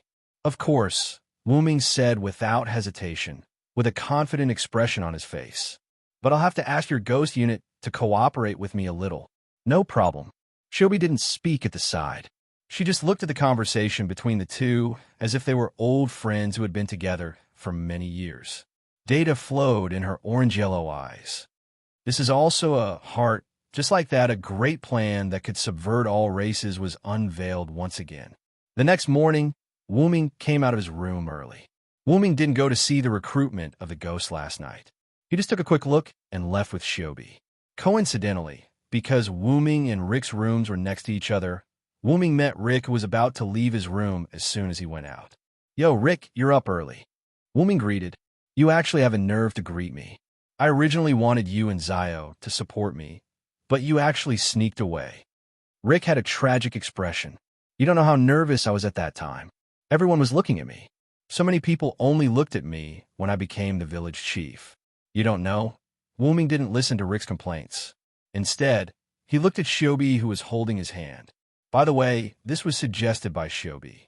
Shobi used the reason of shouldn't siblings hold hands to let Wuming hold her hand.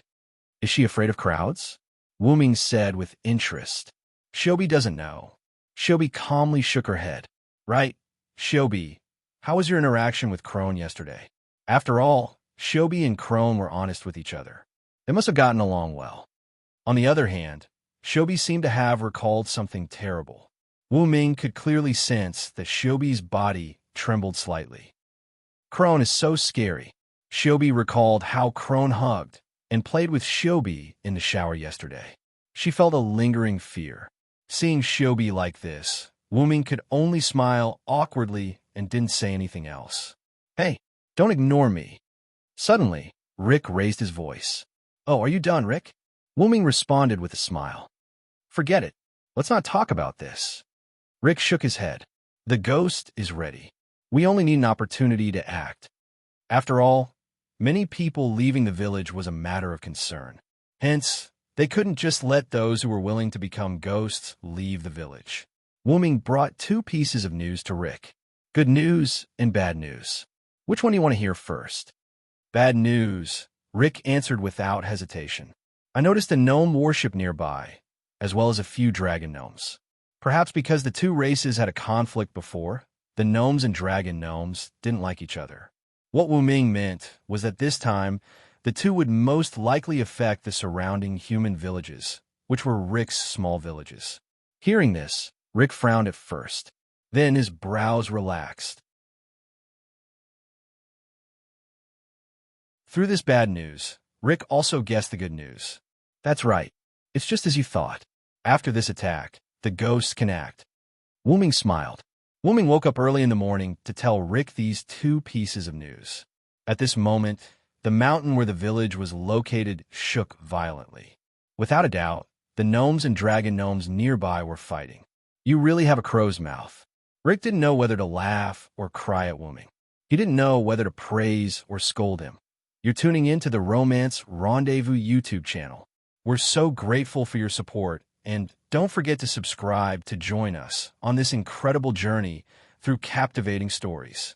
Your generosity through donations truly makes a world of difference, as it's the primary source of revenue that allows me to expand and enhance this channel for you.